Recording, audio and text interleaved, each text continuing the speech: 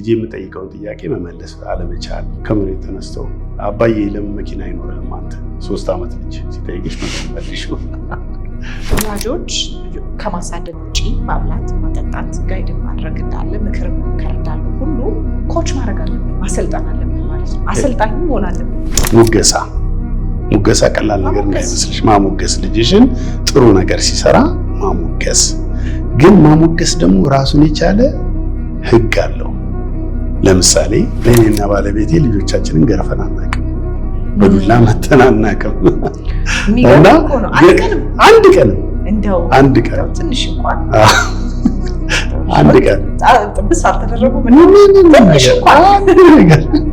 ኮንፊደንስ የሌለው ስራ ቦታም ስቀጥሬው ምንድነው የሚያደርገው? አለቃዬ ስራ አልሰጠኝም ብሎ በቃ ቁጭ ብሎ ይጠብቃል። ሲታዘዝ ግን ይሰራል። እንደዛ አይነት ልጅ ማፍራት አንፈልግም ማለት። እናትና አባት የሚናገረው ነገር በልጆቹ ህይወት ላይ በጎም ይሁን በመጥፎ ቃሉ ይሰራል። በጣም ነው የሚሰራው። ስለዚህ ወላጆች ይህንን መረዳት አለባቸው። ወንደሰን ተሾመ የአልታ ካውንስሊንግ መስራችና ዋና ስራ አስኪያጅ፣ የስነ ልቦና ባለሙያና አማካሪ፣ የልጆች ባህሪያትና የአስተዳደግ ጥበብ መጽሐፍ ጸሐፊ የዛሬ እንግዳችን ነው። አብራችሁን ቆዩ። ወንደሰን ተሾመ እባላለሁ። ዛሬ ከትዕግስት ዋልተ ንጉስ ጋር በጣም ቆንጆ ጊዜ አሳልፈናል። እንደምትደሰቱበትና አንድ ነገር እንደምታገኙበት ተስፋ አደርጋለሁ። ሰብስክራይብ አድርጉ፣ ሼር አድርጉ። አመሰግናለሁ። እናንተ 65% ስትከፍሉ እኛ ደግሞ 35%ን እንቀንስልዎት። ቴምሮች ነን። ኤምባሲዎች መቀመጫ፣ ኢንተርናሽናል ትምህርት ቤቶች፣ ሆስፒታሎች እንዲሁም የመዝናኛ ቦታዎች መገኛ በሆነችው ሳር ቤት ላይ ከባለ 1 እስከ ባለ 3 መኝታ ለሽያጭ አቅርበንልዎታል። ይህ ማለት 139 ካሬ ባለ 3 መኝታ ከቅናሽ በፊት 15 ሚሊዮን 290 ሺህ ብር ሲሆን ከቅናሽ በኋላ በ9 ሚሊዮን 938,500 ብር ብቻ እየሸጥን እንገኛለን። ቅናሹም 5 ሚሊዮን 351,500 ብር ሲሆን ቀስ ብለው ለሚከፍሉ ደንበኞቻችን በ20% ቅድመ ክፍያ ቀሪውን በ15 ዙር ከፍለው መጨረስ ይችላሉ። ቅናሹም ለጥቂት ቤቶችና ለጥቂት ቀናት ብቻ ነው። ታዲያ ቢሮና ሳይት ቀጠሮ ለማስያዝ በ0946 404247 ላይ ወይንም በ0904 444670 ላይ ሃሎ ይበሉ። ቴምር ፕሮፐርቲ። ወንዴ እንኳን ደህና መጣ። እንኳን ደህና ቆየሽ ትዕግስት። እንዴት ነሽ? እግዚአብሔር ይመስገን። በጣም ደህና ነኝ። እናም በጣም ደስ ብሎኛል እንግዲህ ስለሆንክ። እኔም በጣም ደስ ብሎኛል ስለጋበሽ። አመሰግናለሁ። ምክንያቱም የምትሰራቸውንም ስራዎች ስለማቅና በተለይ አሁን ለምሳሌ ወላጅነት ላይ ምናምን የሚያሰለጥኑ ሰዎች ልታገኝ ትችላለህ። ደግሞ አንተ ደግሞ በተለየ መልኩ ሌላ ቦታ ላይ እንግዲህ ንግግርም ስታደርግ ስላየሁ ነው አባትነት ላይ አባትነት በደንብ ወንዶች አባትነት ሚናቸውን እንዲወጡ እናትነቷን ሚና እንድትወጣ የምታደርገው ነገር ደግሞ እጅግ አድርጌ አደንቃለሁ። ለስራህ ክብር አለኝ። ታንኪዩ፣ በጣም አመሰግናለሁ። ዛሬ ደግሞ ከኔ ጋር እንግዳ ሆነ ተገኘ። ብዙ ነገር ልንጫወት ነው። የአባትነት ጋር የተገናኙ ብዙ ጥያቄዎችን ይዣለሁ። እንደው ግን የመጀመሪያው ጥያቄ እንዲሆንልኝ የምፈልገው አንተ ለመጀመሪያ ጊዜ አባት ስትሆን፣ ምክንያቱም 3 ልጆችም አሉ። 4 ልጆች ናቸው። ላለመበለጥ ነው አይደል? አንቺ 3 ናቸው። 4 ልጆች ናቸው። ሰሞኑን ሰው ሁሉ 3 ልጆች ያሉት እየመሰለኝ ነው። 3 ልጆች ስላሉ ከፍ የሚል አልመሰለኝ። ሄደናል። አይ ጥሩ ሄዳቸዋል። እንግዲህ 4 ልጆችን ስታሳድግ የሄድክበት የአባትነት ጉዞ መንገድ አለው እና ወደኋላ አልመልስም። ምክንያቱም ዛሬ ልጆች ዩኒቨርሲቲ ደርሰዋል። የደረሱ ልጆች አሉ። ሁለቱ ደርሰዋል። ወደኋላ አልመልስም። እንግዲህ ከ10 ምናምን ዓመት በኋላ ወደፊት ስንሄድ ለመጀመሪያ ጊዜ አባት ስትሆን ምን አስገረመ? ምንስ አስደነገጠ? ምን ግራ አጋባህ? ከሱ ብንጀምር ደስ እንግዲህ አባት ስትሆኝ ምንድነው ትንሽ ልጆቹ ከፍ ሲሉ ወደ ትምህርት ቤት ለመግባት ኬጂ ምናምን ሊደርሱ ሲሉ በጣም ቻሌንጅ ያደረገኝ አንዱ ማለት ነው ልጅ የምጠይቀውን ጥያቄ መመለስ አለመቻል።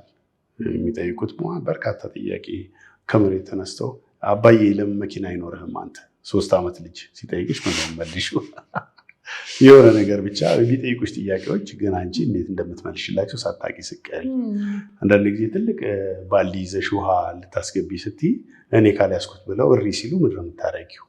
እንዲህ አይነት ነገሮች በጣም ግራ ያጋቡኝ ነበርና እሱ ነበር ቻሌንጅ ነበር። ፓሬንቲንግ ቀላል ነገር አይደለም ልጆች አስተዳደግ ላይ እና ከዛ የመጀመሪያ ልጄ 3 ዓመት ሲሞላት ትምህርት ቤት ማለት ኬጂ እናስገባት ምናምን አለና አሰብን ማለት ነው። እሺ ከባለቤቴ ጋር ተስማማን። በቃ ትገባለች አለ። እንግዲህ ይሄ ሰኔ ምናምን አካባቢ ግንቦት አካባቢ ምናምን ማለት ነው። በቃ ትገባለች መስከረም ላይ ምናምን አለን። 3 ዓመት ሞልቷታል ምናምን አለን። ከዛ ትንሽ ቆይተን ደግሞ ተነጋገረን። አይ ይለፋትና በ4ኛ ዓመቷ ትግባ አለን። አሁንም ተስማማን። ምንም ያጣላን ነገር የለም። እሺ አለን በቃ። ከዛ የሆነ መስከረም ሊደርስ ሲል ከሁለት አንዳችን ማን እንዳነሳ አላውቅም። ዘንድሮ ትግባ መስከረም ላይ ትግባ ተባባል። አሁን ሆልዶን አሁን እንግዲህ ዲስከሽን ያስፈልገዋል። አሁን የሙያ ባለሙያ ያስፈልገዋል። 3-4 ጊዜ ሀሳባችንን የቀየር ነው በልጆች አስተዳደግ አእምሮ ላይ ምናምን የሚለውን አንድም ነገር እውቀት የለንም እኛ። የተለያየ ትምህርት ነው የተማርነው፣ በተለያየ ሁኔታ ነው ያደግነው። ስለዚህ በቃ አዲስ አበባ ዩኒቨርሲቲ ድሮ አንድ ዩኒቨርሲቲ ውስጥ ያስተማረኝ መምህር ነበር፣ አንድ ኮርስ ሳይኮሎጂ እና ኦኬ እንደዛ ከሆነ እሱ ጋር ልደውልና አዲስ አበባ ዩኒቨርሲቲ ነው የሚሰራው። አዲስ አበባ ዩኒቨርሲቲ ሳይኮሎጂ ዲፓርትመንት ነበር። እንሂድና እሱ እናናገረው፣ ይህችን ልጅ ዘንድሮ እናስገባት ወይስ የሚቀጥለው ዓመት? ከዛ ተስማማን። በዛ ደወልኩለት። ዶክተር አለማየሁ አሁን ፕሮፌሰር አለማየሁ ተክለማርያም ይባላሉ እና ያኔ ዶክተር ነበሩ እና በጣም በቃ ቀጠሮ ሰጥተውን ሩማቸውን ነግረውን ሄድን። ከዛ ገባን። ምን እግር ጣላችሁ ምንድን ነው አሉን። ከዛ ልጅ ሉሊ ምን ይዘናት ነው መጀመሪያ ልጅ ዘንድሮ እናስገባት ወይስ የሚቀጥለው ዓመት? ከዛ ትገረመውና እና ኦኬ። ከዛ አንዳንድ ጥያቄው ይጠይቃል። ለምሳሌ 2ኛ ልጅ ትወልዳለች ወይ?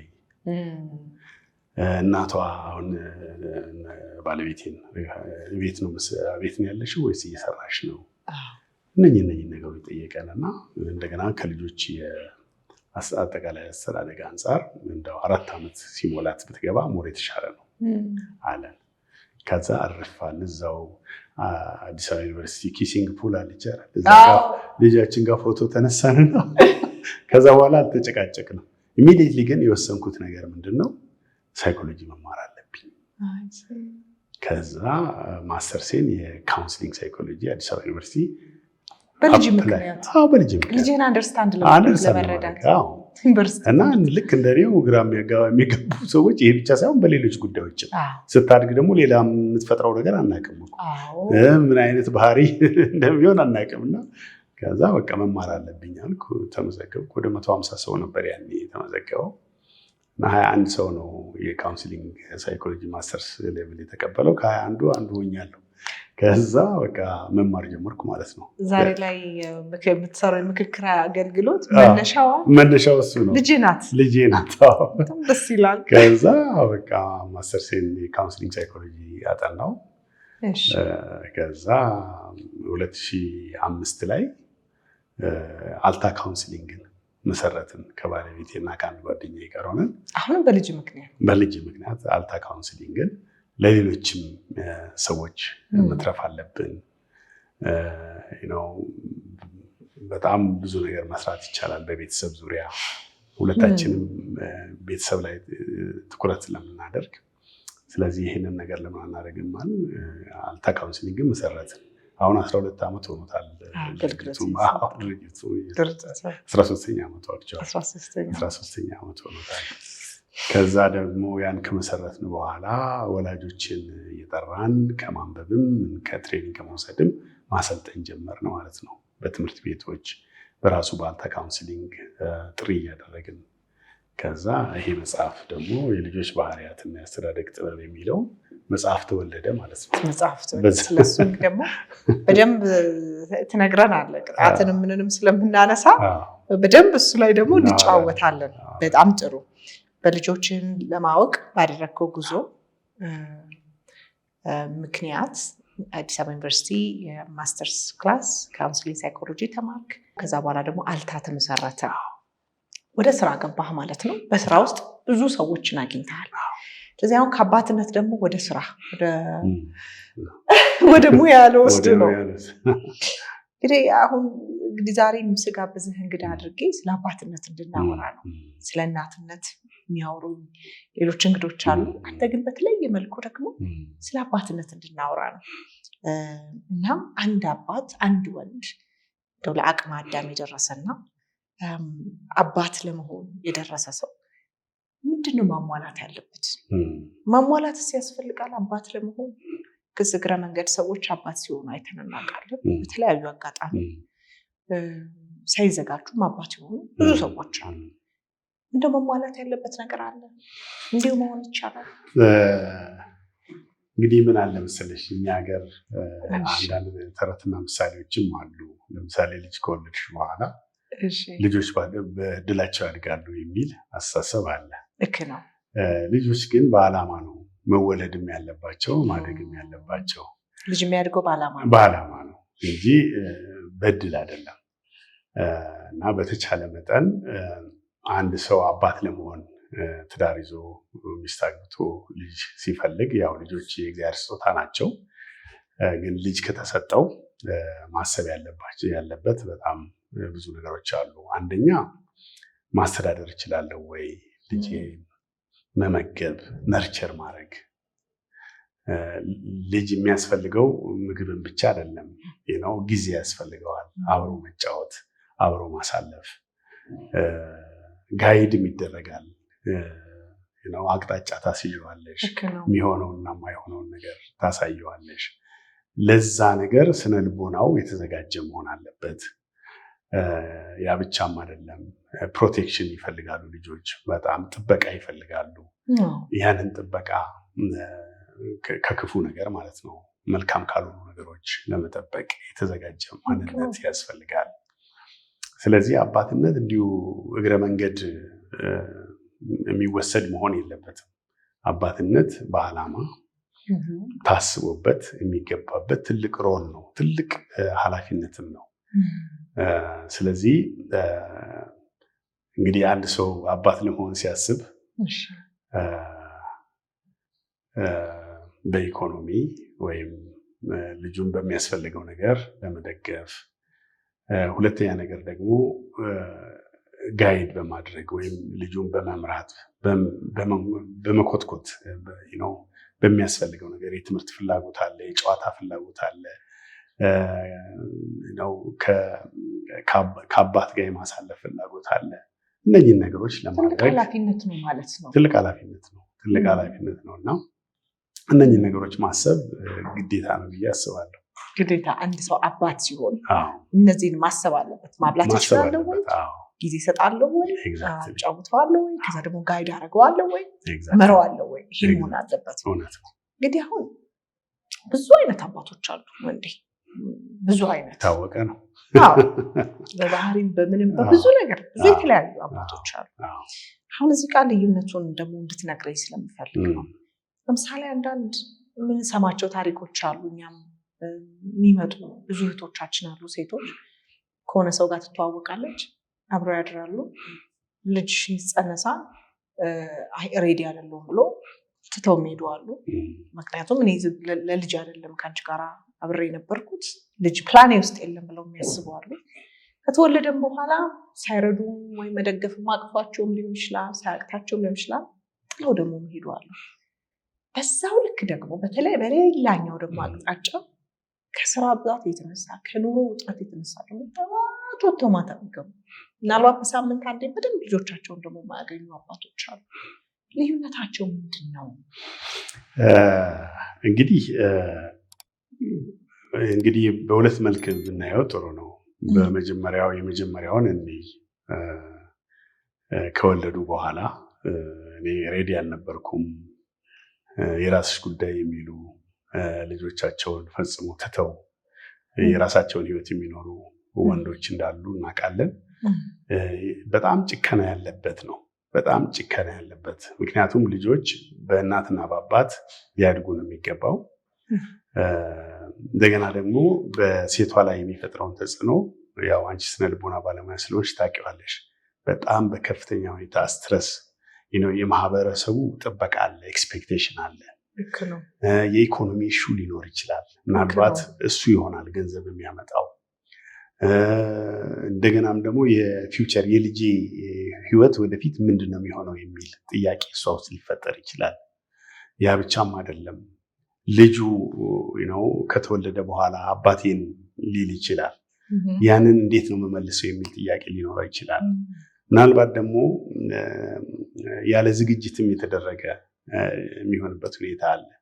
ስለዚህ ጭከና የሚታይበት ነው ብዬ ነው የማስበው። በዛኛው ወገን ልጅ ከወለደ በኋላ ጀስት ይህንን ብሎ የሚሄድ ከሆነ በጣም ከባድ ነው። በልጁም ህይወት ላይ ከፍተኛ ችግር፣ በእናትየዋም ላይ ከፍተኛ ችግር የመፍጠር እድል አለው። በሁለተኛው ካቴጎሪ ደግሞ አለ አባት ምናልባት በተለያየ ምክንያት አምሽቶ ይገባል፣ ጠዋት ደግሞ ማለዳ ይሄዳል። ከልጆቹ ጋር የሚያሳልፍበት ጊዜ አይኖረውም። ግን ቢያንስ ይሄ ሰው ልጆቹ ጠዋትና ማታ የማየት እድል፣ አባታችን የማለት እድል፣ በተወሰነ ደረጃ አብረው የማሳለፍ እድል ይኖራቸዋል ብዬ አስባለሁ። ቢያንስ ማለት ነው። ግን ሁለቱም ማስተካከል የሚገባቸው ነገሮች አሉ ብዬ አስባለሁ። ልጆች አንደኛው ከአባትና ከእናታቸው ጋር በሚያሳልፉበት ጊዜ ሪሌሽንሽፕን ቢልድ ያደርጋል። የእርስ በርስ ግንኙነትን በወንዱን ሞር ከፍ ያደርገዋል።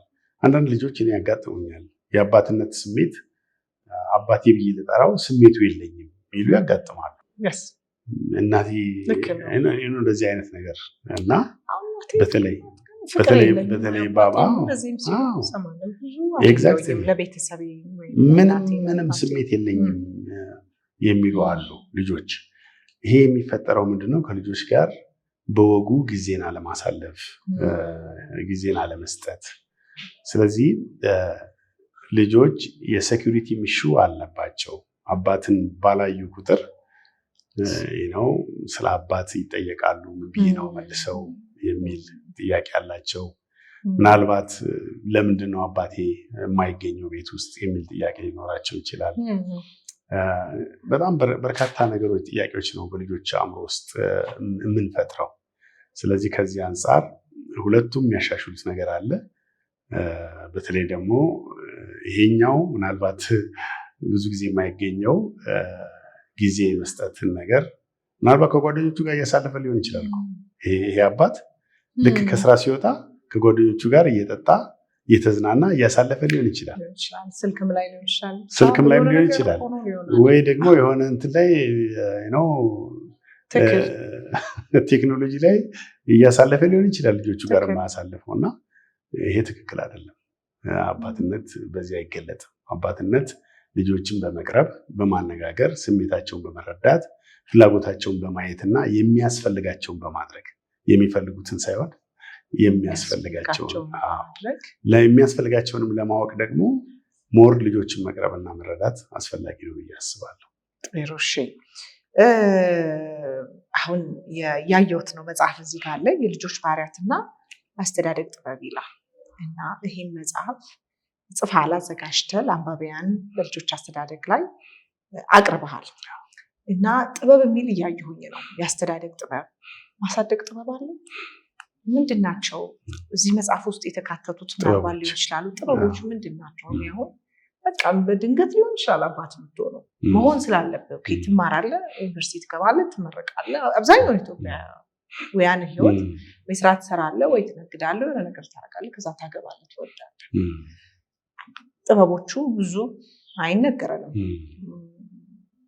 አንተ ደግሞ ይህንን መጽሐፍ አዘጋጅተሃልና ምንድን ናቸው ጥበብ ደግሞ በተለይ በአባትነት ላይ ጋር በተገናኘ? ይገርምሻል፣ እኛም ብዙ ጊዜ የምንለው ነገር ነው። ወላጆች ስልጠና ሳያገኙ ስለ ልጆች አስተዳደግ እውቀትም ክህሎትም ሳይኖራቸው በልምድ ብቻ የሚያሳድጉበት ሁኔታ ነው በብዛት ያለው። አባቴ እየደበደበ እኔን አሰልጥኖኝ ከሆነ መስመር አስይዞኝ ከሆነ በተመሳሳይ እየደበደብኩ ልጄን መስመር ለማስያዝ ነው የምሞክረው። ግን ለምሳሌ አንዲትን የገንዘብ መቀበያ ማሽን ኦፕሬት ለማድረግ ትሬንድ መሆን አለብሽ፣ መሰልጠን አለብሽ። እንዴት ያንን ነገር ደረሰኙ እንደምታወጣልሽ መሰልጠን አለብሽ። አዘርዋይስ ልታደርጊ አትችይም፣ ታበላሻለሽ።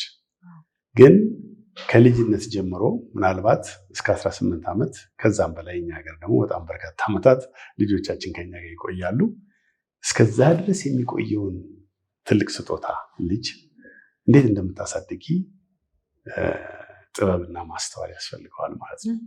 ያ ጥበብ ምንድን ነው ብትይኝ የተለያዩ ጥበቦች አሉ።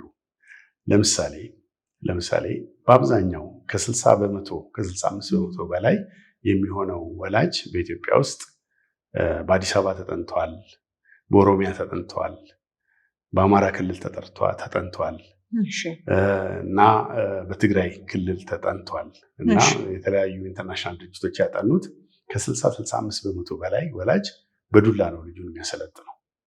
በቃ ይመታል፣ ይደበድባል። ያውም በቀላል ነገር አይደለም። በገመድ፣ በኤሌክትሪክ ሽቦ፣ በዱላ በምናምን ነው ልጆችን የሚቀጡት በኢትዮጵያ ውስጥ 65 በመቶ በላይ።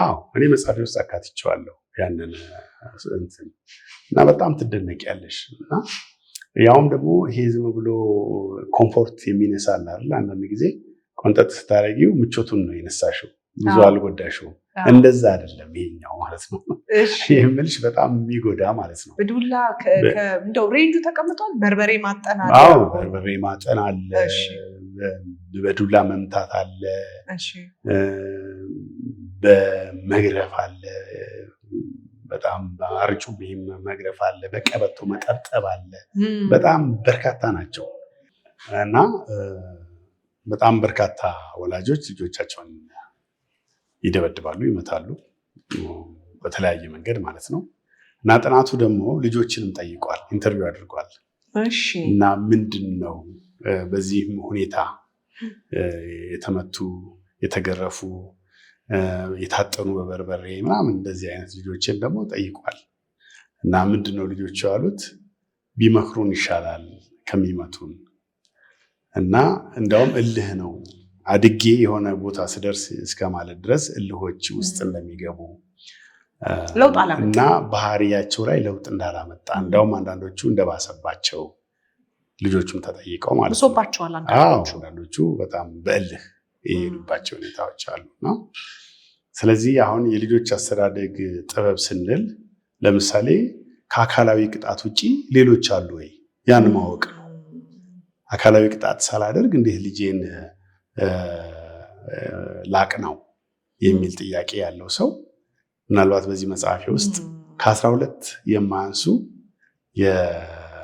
ያለ አካላዊ ቅጣት ልጆችን የምናቀናባቸው መንገዶች አሉ። ስለዚህ ይህንን ማየት ነው። ምንድናቸው? እስቲ የተወሰኑትን እናወራ። የቀረውን መጽሐፉን ገዝተው ያንብቡ። ግን እንደው የተወሰኑትን እስቲ ንገረን። አሁን እንዴት ነው በቃ አንዳንድ እኮ ወላጆች እኮ እንዲያውም በቃ መጫጫ እኮ ነው። ለዚህ ያደርጋለሁ መጣሁልህ አለቅህም ማለት ነው። ምቱ እንኳን ባይኖር እዛቸው በጣም አለ። እንደው ከ12 ውስጥ እስቲ የተመረጡ አንድ 4-5 እንደው ቀሪውን እንኳን ገዝተን እናነባለን። ለምሳሌ ሙገሳ ቀላል ነገር አይመስልሽ? ማሞገስ ልጅሽን ጥሩ ነገር ሲሰራ ማሞገስ። ግን ማሞገስ ደግሞ ራሱን የቻለ ሕግ አለው። ለምሳሌ ስፔሲፊክ መሆን አለበት። በጣም ውስን ለሰራው ነገር ላደረጋት ነገር ወይም ላደረገችው ነገር በጣም በወስንሽ ነው ሙገሳ የምታደርገው። ይህንን ስለሰራሽ ይህንን ነገር ስላደረግሽ ጎበዝ። ግን በጣም እኮ ጎበዝ አጥኚ ነሽ አንቺ ምናምን ብለሽ አይደለም ማለት ነው። ጀነራል አይደለም። ምክንያቱም ምንድነው ክፋቱ ጀነራል ቢሆን አሁን ጀነራል ጎበዝ ነሽ ስታጠኛ ግን ሂሳብ ቤት ስራዋን ሊሆን ይችላል ይሰራችሁ ግን ጎበዝ እኮ ነሽ አንቺ እኮ ትምህርት ላይ ጎበዝ ነሽ ብያት ሄድኩኝ። ጠቅለል ያለ ስናደርገው ምንድነው ክፋቱ እንደ እውነተኛ በቃ ሁሉ ጊዜ እንደዛ እንደሆኑ ነው የሚያስቡት። በቃ ጥሩ አጥኚ ነሽ ካልሽ ጥሩ አጥኚ ይሄንን ዛሬ ጥሩ አጥንተሻል ካልሽ ግን ዛሬ ጥሩ አጥንታለች ነገ ግን ጥሩ ላታጠና ትችላለች ማለት ነው። ቃላቶቻችን ላይ ነው ማለት ነው። ቃላቶች ስፔሲፊክ መሆን አለብን። ለምሳሌ አንድ ስዕል ስሎ ልጅሽ ስዕል እንዲስል ትፈልጊያለሽ ትርፍ ጊዜውን። ስለዚህ የሆነ ስዕል ስሎ በዓለም ላይ በጣም ምርጥ ስዕል ነው ብትይ ጓደኛው ይመጣና በዓለም ላይ አይደለም እዛ አጠገቡ ያለው መጽሐፍ ላይ ከተሳለው ጋር ከሰፈር ውስጥ እንኳን ግን ምንድነው እዚህ ጋር የሳልከው ጥሩ ነው እዚህ ጋር ይሄን ያቃናው መልካም ነው እዚች ጋር ደግሞ እቺን ብታረጋት ብለሽ ያቺኛዋን የሰራትን ጥሩ የሰራትን ስፔሲፊክ አድርገሽ ስታሞግሺ ዜን ለመሻሻልም እድል ያገኛል። እሺ በነገርሽ ላይ የልጆችን አቅም አይደለም አፕሪሺየት የምናደርገው የምናሞግሰው የልጆችን ጥረት ነው ይፈርታቸውን ነው እንጂ ፖቴንሻላቸውን አይደለም። ፖቴንሻልማ ሁሉም ልጅ ፖቴንሻል አለው ብለን ነው ምናምን። ግን ጥረት የሆነ ነገር ለምሳሌ ልክ ከትምህርት ቤት መጥቶ ቦርሳውን ሶፋው ላይ ሳሎን ቤት ወርወር አድርጎ የሚሄድ ከሆነ የሚቀጥለው ቀን ስፔሲፊክ ነው አንቺ የምታደርገው ይህንን ነገር ከዚያ ስትመጣ እዚህ ጋር አታደርግ ስትይ እዚህ ጋር አታደርግ ስትይ አንቺ ልጁ የት እንደሚያደርግ አያውቅም። ትንሽ ልጅ ነው አቅማው የሚቀጥለው ቀን ያንቺ አልጋ ላይ ሊያደርግ ይችላል። ከልጆች ጋር ስንነጋገር ስፔሲፊክ መሆን አለበት። ልጆች ይቅርታ ወንድም በቃ ይህን ፕሮግራም የሚከታተሉትም ወላጆች እኔም ወላጅ ስለሆንኩ እንድንረዳው ስለፈለኩኝ ነው። ስለዚህ ልጆች አይረዱም ማለት ነው። ስፔሲፊክ ካላደረግን ውስን ካላደረግ ነው ጀነራላይዝ የሆነ ነገር አይረዱም ማለት ነው። ለምሳሌ አንተ የኔ ንጉስ የኔ እንደዚህ አንተ እኮ ጀግና ነህ አንተ እኮ እንኳን ወለድኩ እንኳን ምንልበት ጊዜ ሁሉ አለ። ልክ አይደለም። የቱ ጋር ነው ጀግንነቱ? ሲያጠና ስታየው ነው ጀግና ነው ያልሽው? ሲታዘዝሽ ስታየው ነው ጀግና ነው ያልሽው? በዛች ስፔሲፊክ ነገር ባደረጋት ነገር ጥሩ ባገኛት ነገር። ስለዚህ ጀነራላይዝ ማድረግ ልክ አይደለም።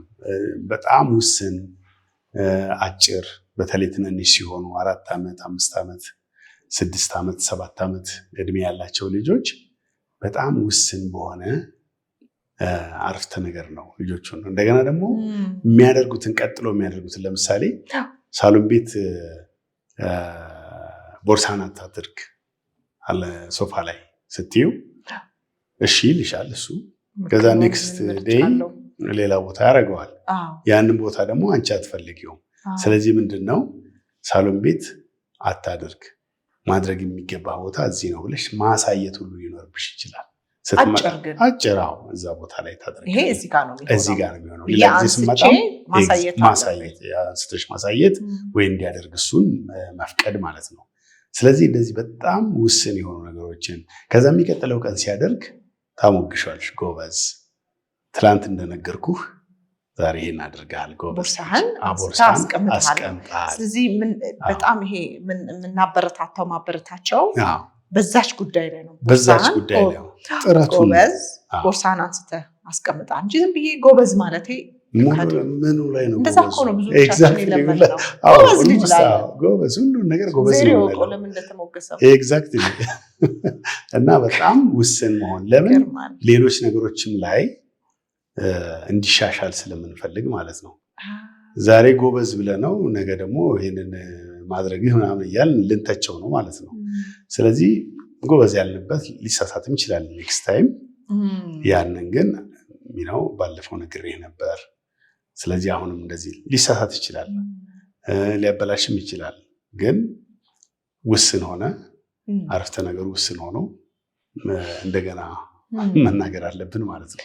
እዚህ ጋራ አንዳንድ ወላጆች ሞላች ስለሆንኩ መስጨት የሚያደርገን ነገር አለ ወይ?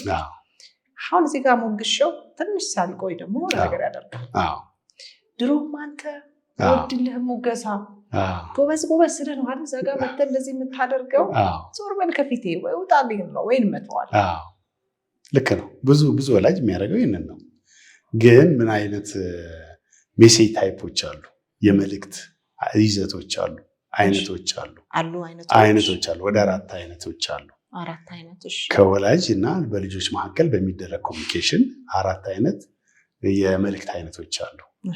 አንደኛው የመግቦት መልእክት፣ ነርቸሪንግ ሜሴጅ ነው እንግሊዝኛው የሚለው ነርቸር ማድረግ፣ ግን እኔ በመጽሐፌ ምንድነው ያልኩት? የመግቦት መልእክት ነው ያልኩት። የመግቦት መልእክት ምንድነው?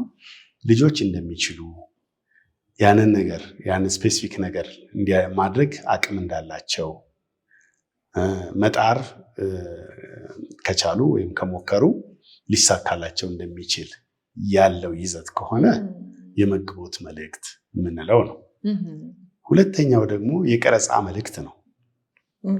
የቀረጻ መልእክት ደግሞ 2 ነገሮችን አያይዘን አወዳድረን ይህን ብታደርግ ይሄ ይሆናል፣ ይሄ ቢፈጠር፣ ለምሳሌ አንድ ልጅ ፈንክቼው መጣው ቢልሽ ውጤቱን ነው የምታሳየው። የሆነ ነገር ብታደርግ እዚህ ለአስተማሪ ብትናገር ግን እንደዚህ ነው፣ የትኛው ነው ትክክለኛው ብለሽ 2ቱን ታሳየዋለሽ። ይሄኛው የሚያመጣውን ውጤት፣ ይሄኛው የሚያመጣውን ውጤት ታሳየዋለሽ። ይሄ ነገር ምናልባት ወንዴ ከሽልማት ጋር ይገናኛል። ለምሳሌ እንደዚህ ካደረግ ክፍልን ካጸዳ ሊሆን ይችላል፣ ወይም ልብስን በትክክል ካስቀመጥክ እንደዚህ። ሽልማት ራሱን የቻለ ሌላ ነው። እሱ ሌላ ነው። እና አንዱ ማለት ነው፣ አንዱ እንትን እሱ ነው። እና ይሄኛው ምንድነው ሞሮፍ የቀረጻ መልእክት የምንለው ልጆች ብዙ ነገር አያውቁም በልጅነታቸው። 4 ዓመት ልጅ 5 ዓመት ልጅ እየቀረሹ ነው የምታሳድጊው። ስለዚህ የሁለቱን ነገሮች ልዩነት ስታሳይው ያን እንዲረዳ ታደርጊዋለሽ ማለት ነው። አንዱ ትክክል እንደሆነ፣ መልካም እንደሆነ፣ መደረግ ያለበት ነገር እንደሆነ ታሳየዋለሽ። ስለዚህ ያንን ሌላ ጊዜም እንዲያደርግ ታበረታቸዋለሽ። ይሄ የቀረጻ መልእክት ነው። 3ኛው የወቀሳ መልእክት ነው። ቅድም የጠቀሽው እንዲህ ብለህ ነበረ፣ አሁንም እንዲህ ነህ፣ እንዲህ ስላደረኩ ነው እንደዚህ ያደረግከው የምትይው የወቀሳ መልእክት ወይም ክሪቲሳይዚንግ ሜሴጅ የሚሉት ማለት ነው። እና የወቀሳ መልእክት የልጁን አለመቻል፣ እንደማይሰማሽ፣ ደጋግሞ ነገሮችን እንደማያስተውል ስትነግሪው እየወቀሽው ነው፣ እየተቸሽው ነው። አይገባሽም ወይ አይገባህም ወይ እያልሽ ምትናገር፣ ስንቴ ልናገር፣ እኔ መጮህ አለብኝ፣ አንተ ስመታ ነው አይደለም የሚገባው? አዎ እንደዛ ፈልገው ዱላ ነው አይደል? አንተ ክብር አትወድም። ስለዚህ እሱ ወቀሳ ነው፣ የወቀሳ መልእክት ነው። እሺ፣ አራተኛው ጨለምተኛ መልእክት ነው። ማርሽማሎ ይሉታል። ጨለምተኛ፣ ይህንን ብታደርግ ያው ነህ ስትዩ ድፍን ያለ አትቀየርም፣ በቃ አንተ አትቀየርም። 4 ነጥብ የምትመችበት ማለት ነው። ሚስማር መታ፣ ስንት 9 ቁጥር ሚስማር መታ ይባላል። ጭራሽኑ በቃ ምንም እንደማይለወጥ ምንም እንደማይሻሻል አድርገሽ ይህንን ብታደርግ ያው ነህ እያልሽ ትንስትዩ ጨለምተኛ መልእክት ነው። ልጁ ተስፋ እንዳያደርግ በቃ እኔ እንደዚህ ነኝ እንዲል። ያ ደግሞ ምንድን ነው? ለራሱ ያለውን ዋጋ ያሳንሰዋል፣ ሰልፍ ስቲሙን ያወርደዋል። አረባም ወደፊት ምን ይሆናል? ዋጋ የለኝም፣ እናቴም እኮ ነግራኛለች፣ አባቴም እኮ ነግሮኛል ይልሻል ማለት ነው። ስለዚህ እነኚህ መልእክቶች እኔ አሁን ብዙ ጊዜ ስናሰለጥን ወላጆችን በመቶዎች የሚቆጠሩ ወላጆች በየትምህርት ቤቱ በተለያዩ ቦታዎች እናሰለጥናለን እና እናሰለጥን እነኚህን የመልእክት አይነቶች እናሳያቸውና አብዛኞቻችሁ የቱን ነው የምትጠቀሙት ብለን ስንጠይቃቸው የመጨረሻዎቹን 2ቱን ነው። የወቀሳ መልእክትና ጨለምተኛ መልእክት ነው በአብዛኛው ኤክስፐሪመንት ያደረግነው እሱ ነው። እና መተቸት፣ መውቀስ፣ እንደገና ደግሞ ጨለምተኛ መልእክት። በቃ አንተ አትሻሻልም፣ ስንት ጊዜ ነገርኩ እንላለን። ይሲ አሁን ስለ ጥበብ ስናወራ ይሄኛው 2ቱ የሜሴጅ ታይፖች እናደርጋቸዋለን አልፎ አልፎ። ግን ብዙ ጊዜ የምናደርጋቸው ከሆነ ልጁ ስነ ልቦና የሚፈጥረውን ተጽዕኖ ማወቅ ነው። እሺ፣ ስለዚህ እነኚህ ሜሴጅ ታይፖችን ስናውቅ በተወሰነ ደረጃ ልጆቻችን ስነ ልቦናቸው እንዳይጎዳ የተወሰነ እንረዳቸዋለን ማለት ነው። ንግግራችን እናርመዋለን። እሺ፣ የምንናገረው ልጆች ፊት የምናወራውን እነሱን የምንለውን ነገር እንመርጣለን ማለት ነው። ቮካብለሪ አለን እኮ በጣም አንዳንዴ የሚያፈርስ ቮካብለሪዎች አሉ፣ የሚገነቡ አሉ። እና ቃል ደግሞ ቀላል ነገር አይደለም። እና በተለይ ደግሞ ልጆች የሩቅ ሰው የፈለገውን ቢላቸው ብዙ ይቋቋሙታል። የቅርብ ሰው እናት አባት የሚለው ነገር ለነሱ እውነት ነው። አትረባም ካልሽው አረባም ነው የሚለው በቃ ያምናል። እናትና አባት የሚናገሩት እውነት ነው ለልጅ። ኤግዛክትሊ እናትና አባት የሚናገረው ነገር በልጆቹ ህይወት ላይ በበጎም ይሁን በመጥፎ ቃሉ ይሰራል። በጣም ነው የሚሰራው። ስለዚህ ወላጆች ይህንን መረዳት አለባቸው። እንግዲህ እነኝን እያደረግን መሸለም ያልሽው ሁለተኛው ያለ ቅጣት ያለ ዱላ ልጆች የሆነ ባህሪ ሲያሳዩ እንሸልማቸዋለን።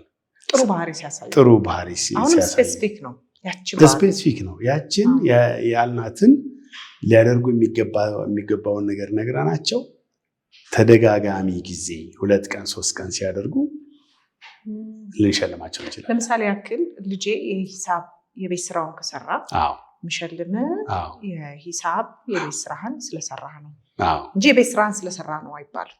ስፔሲፊካሊ ሽልማቱም ለሂሳብ የቤት ስራ ነው የሚሰጠው። ምናልባት አማርኛን ከተወ አይሰራማ። የቤት ስራዎችን በሙሉ ከሰራ ልታረጊው ትችያለሽ። አንዱን ሰርቶ ሌላውን ከተወ ግን አይሰራም ማለት ነው። ሁሉንም የቤት ስራ የሚሰራ ከሆነ ሁልጊዜ የቤት ስራ የሚሰራ ከሆነ በመስራቱ በሁለተኛው ቀን ወይ አያቱን እንዲያይ ልታረጊ ትችያለሽ። የሚናፍቃትን አያቱን ወይ አክስቱን እንዲያይ ልታረጊ ትችያለሽ። ወይ ደግሞ የሆነ ነገር ትገዥለታለሽ። የሚያስደስተውን ነገር ልታረጊለት ትችያለሽ። ስለዚህ መሸለምም ራሱን የቻለ ህግ አለው። ለምሳሌ የ4 ዓመት ልጅ ዛሬ ይችን 2 ቀን ይህን ስላደረግ የሚቀጥለው ሳምንት ሸልማለሁ ብትይ ትርጉም የለውም ለሱ። አይሰራም። ለምን መሰለሽ? ትንንሽ ልጆች ኢሚዲየት የሆነ ወዲያው የሆነ ፍላጎት ነው ያላቸው። ወዲያው የሚረካ ፍላጎት።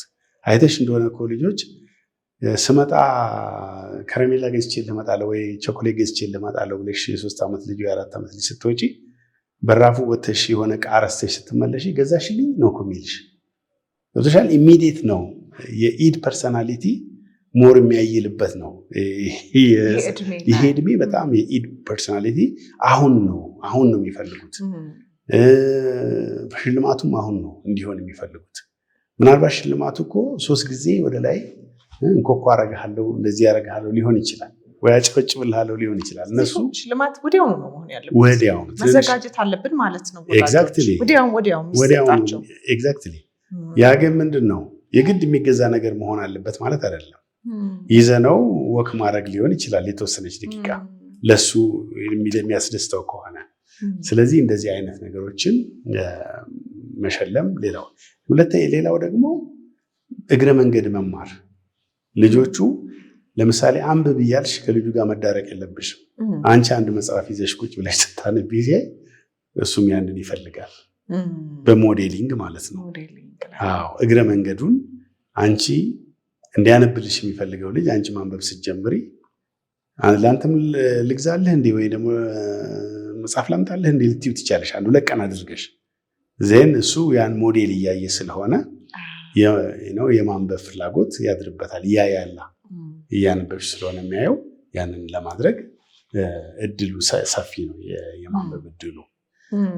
እና ሌላው ፒር ላይ አቻዎች ለምሳሌ በሱ እድሜ ያሉ አቻዎች የሚሰሩትን እንደነሱ ሁን ሳትዩ ዝም ብለሽ ፊልም ላይም ካየሽ ትምህርት ቤቶችም አካባቢ ካየሽ ዝም ብሎ ኦብዘርቭ እንዲያደርግ ማድረግ ነው።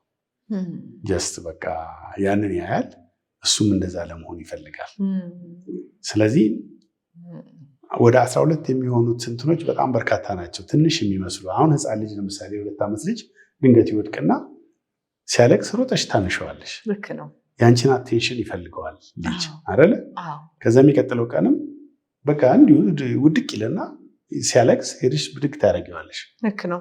ግን አንቺ ዝም ብሎ እየወደቀ የሚያለቅስ ልጅ አይደለም ፈልጊው፣ ብድግ ብሎ ቀና ብሎ መሄድ ነው። በሁሉም ላይ በአንጻራዊ እንዲያለቅስም እፈልጋለሁ፣ ስሜቱን እንዲያወጣ። ግን ብሎ ሁሉም ነገር ላይ ለአቴንሽን ባይሆን ደስ ይለኛል። ግን አቴንሽን ይፈልጋሉ። አቴንሽን በጣም ሲክ ያደርጋሉ ልጆችና ዜና አሁን የሚቀጥለው ጊዜ ሲወድቅ ዝም ብለሽ አንቺ አሁን ምንም አለመጎዳቱን ካወቅሽ ዝም ብለሽ የምትሰሪውን ስራ ከቀጠልሽ ያለቅሳል። አሁንም ዝም ትይዋለሽ፣ ያለቅሳል። በቃ ምንም እንደረሳሽውና ሌላ ነገር ውስጥ ብድግ ብሎ መንቀሳቀስ ይጀምራል። ልክ ነው። አቴንሽኑን ዊዝድሮ ታደርጊያለሽ። ዘ ኔክስት ታይም እንደዛው ይሞክርና የተወሰነች ደቂቃ ይቆይና ምንም እንደማትይ ሲያይ ከዛ በኋላ ወድቆ እዛ አይቆይም። ሲወድቅ ብድግ ብሎ የሚራመድ ልጅ ይኖራል ማለት ነው። ስለዚህ አቴንሽን መስጠትና ትኩረት መንፈግም ልጆችን ምን ያደርጋል? ያቀናቸዋል። እናንተ 65% ስትከፍሉ እኛ ደግሞ 35%ቱን እንቀንስልዎት። ቴምሮች ነን። ኤምባሲዎች መቀመጫ፣ ኢንተርናሽናል ትምህርት ቤቶች፣ ሆስፒታሎች እንዲሁም የመዝናኛ ቦታዎች መገኛ በሆነችው ሳር ቤት ላይ ከባለ 1 እስከ ባለ 3 መኝታ ለሽያጭ አቅርበንልዎታል። ይህ ማለት 139 ካሬ ባለ 3 መኝታ ከቅናሽ በፊት 15 ሚሊዮን 290 ሺህ ብር ሲሆን ከቅናሽ በኋላ በ9 ሚሊዮን 938,500 ብር ብቻ እየሸጥን እንገኛለን። ቅናሹም 5 ሚሊዮን 351,500 ብር ሲሆን ቀስ ብለው ለሚከፍሉ ደንበኞቻችን በ20% ቅድመ ክፍያ ቀሪውን በ15 ዙር ከፍለው መጨረስ ይችላሉ። ቅናሹም ለጥቂት ቤቶችና ለጥቂት ቀናት ብቻ ነው። ታዲያ ቢሮና ሳይት ቀጠሮ ለማስያዝ በ0946 404247 ላይ ወይንም በ0904 444670 ላይ ሃሎ ይበሉ። ቴምር ፕሮፐርቲ። ለምሳሌ እኔና ባለቤቴ ልጆቻችንን ገርፈን አናውቅም፣ በዱላ መተን አናውቅም። የሚገርም እኮ ነው። አንድ ቀንም እንደው ትንሽ እንኳን አንድ ቀንም ጥብስ አልተደረጉም። እንደው ትንሽ እንኳን ነገር እና ሰው ይገርመዋል። ያው ግን አብረውን የሚኖሩ ሰዎች ልጆቻችን ያው ለምን መሰለህ እንዲህ ያልኩ፣ ቀደም ሲል የነገርከኝ ጥናት አለ። ጥናቱ ላይ 65% በላይ ኢትዮጵያውያን ልጆቻቸውን በደንብ አድርገው ይቀጣሉ። በጣም ትልቅ ቁጥር ነው በነገር በጣም እንግዲህ በላይ ከ65 በላይ። ስለዚህ አንተ እግዚአብሔር ይመስገን ከ65ቶች ውስጥም አይደለም። ባይዘው እኔ ብቻ አይደለሁም። ስልጠና ስንሰጥ አንድ ቦታ ላይ ስንሰጥ ልጆቹ የ7 የ8 ዓመት ይሆናሉ። አንድ ወላጅ አንድ ቀንም ገርፏቸው አያውቅም። ሚስትየዋ ነበረች ባለቤቱ። እኔ ገርፌ አውቃለሁ አለች። የሚታዘዙትና በጣም የሚወዱት አባታቸውን ነው፣ እሱ ግን ገርፏቸው አያውቅም አለች። እና ምን ልልሽ ነው የማይገርፉ እና በዱላ ልጆችን ማቀኑ አሉ። ያ ማለት ግን አንቀጣም ማለት አይደለም። ብዙ ብዙ ጊዜ ቀጥተናቸዋል። ተቀጥተዋል። ለምሳሌ ታይም አውት ለምሳሌ ተቀጡ ማወቅ ፈልጋለሁ። ለምሳሌ አንዳንድ ጊዜ ፍላጎታቸውን መንፈግ ነው። የሚፈልጉትን አይ እንዲህ ስላላረክ አትሄድም፣ አትጫወትም ወይ የሆነ ቦታ የሚሄድ ከሆነ ማስቀረት ሊሆን ይችላል።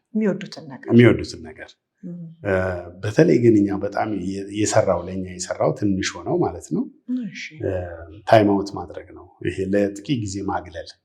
ለምሳሌ የ5 ዓመት ልጅ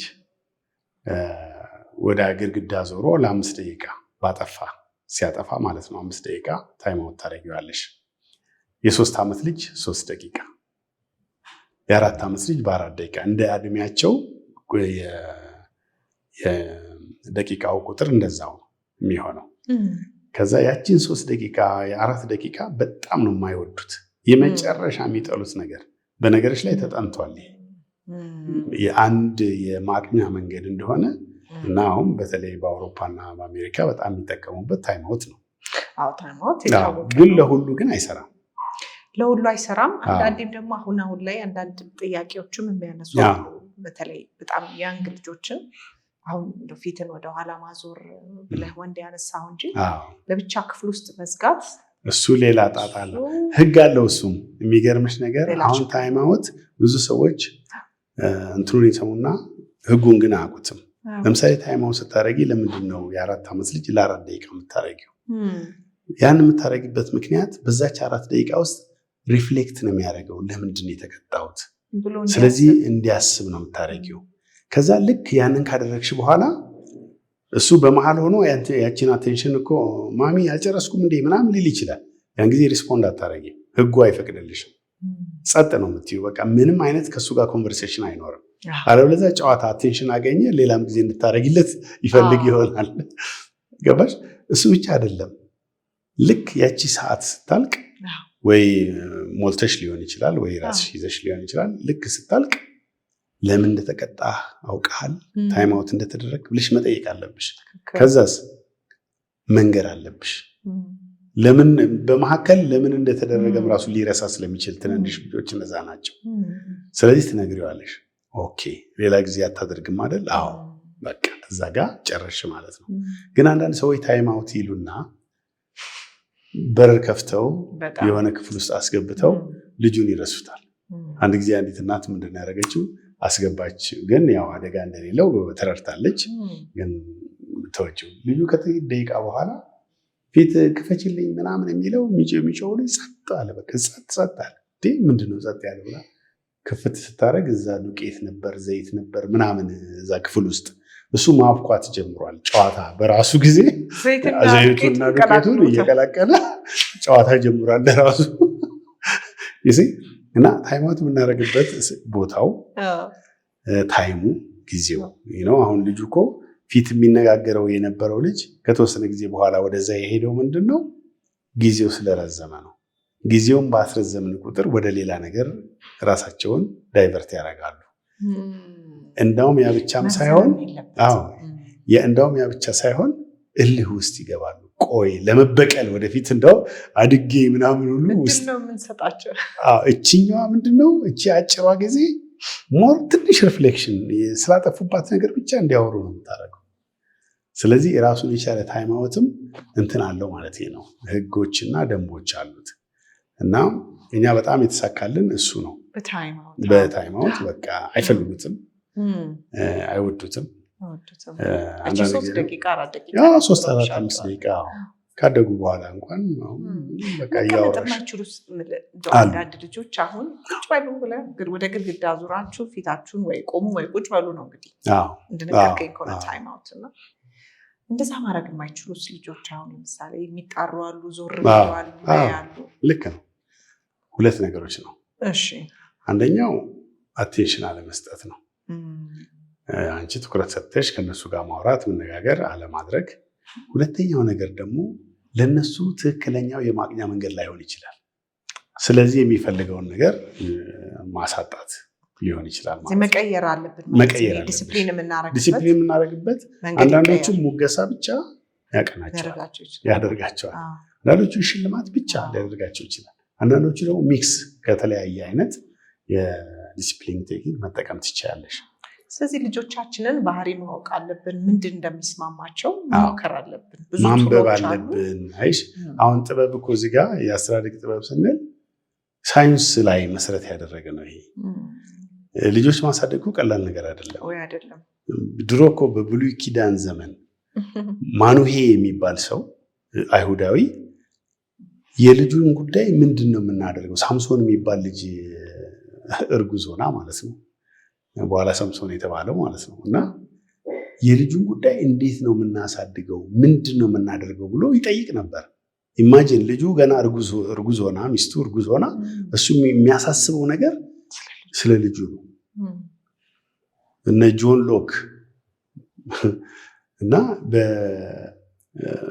በጣም ብዙ ፊሎሶፈርስ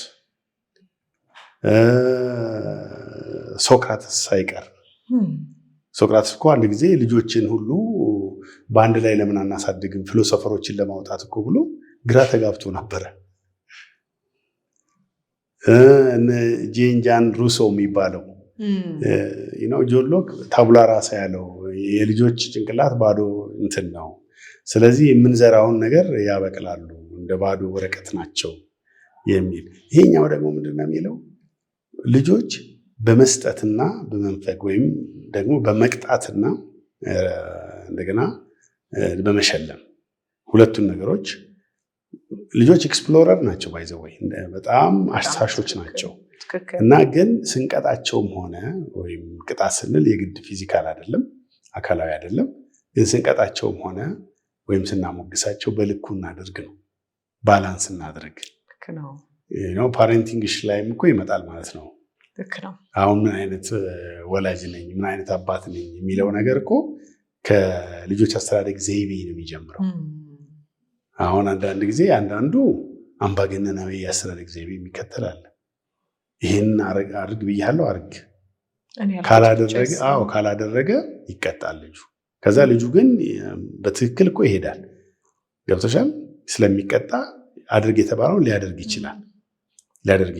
ግን ትልቁ ችግር ምን እንደሆነ ታውቂያለሽ? በልጁ እድገት ላይ ወደፊት የሚያመጣው ተጽዕኖ ከባድ ነው።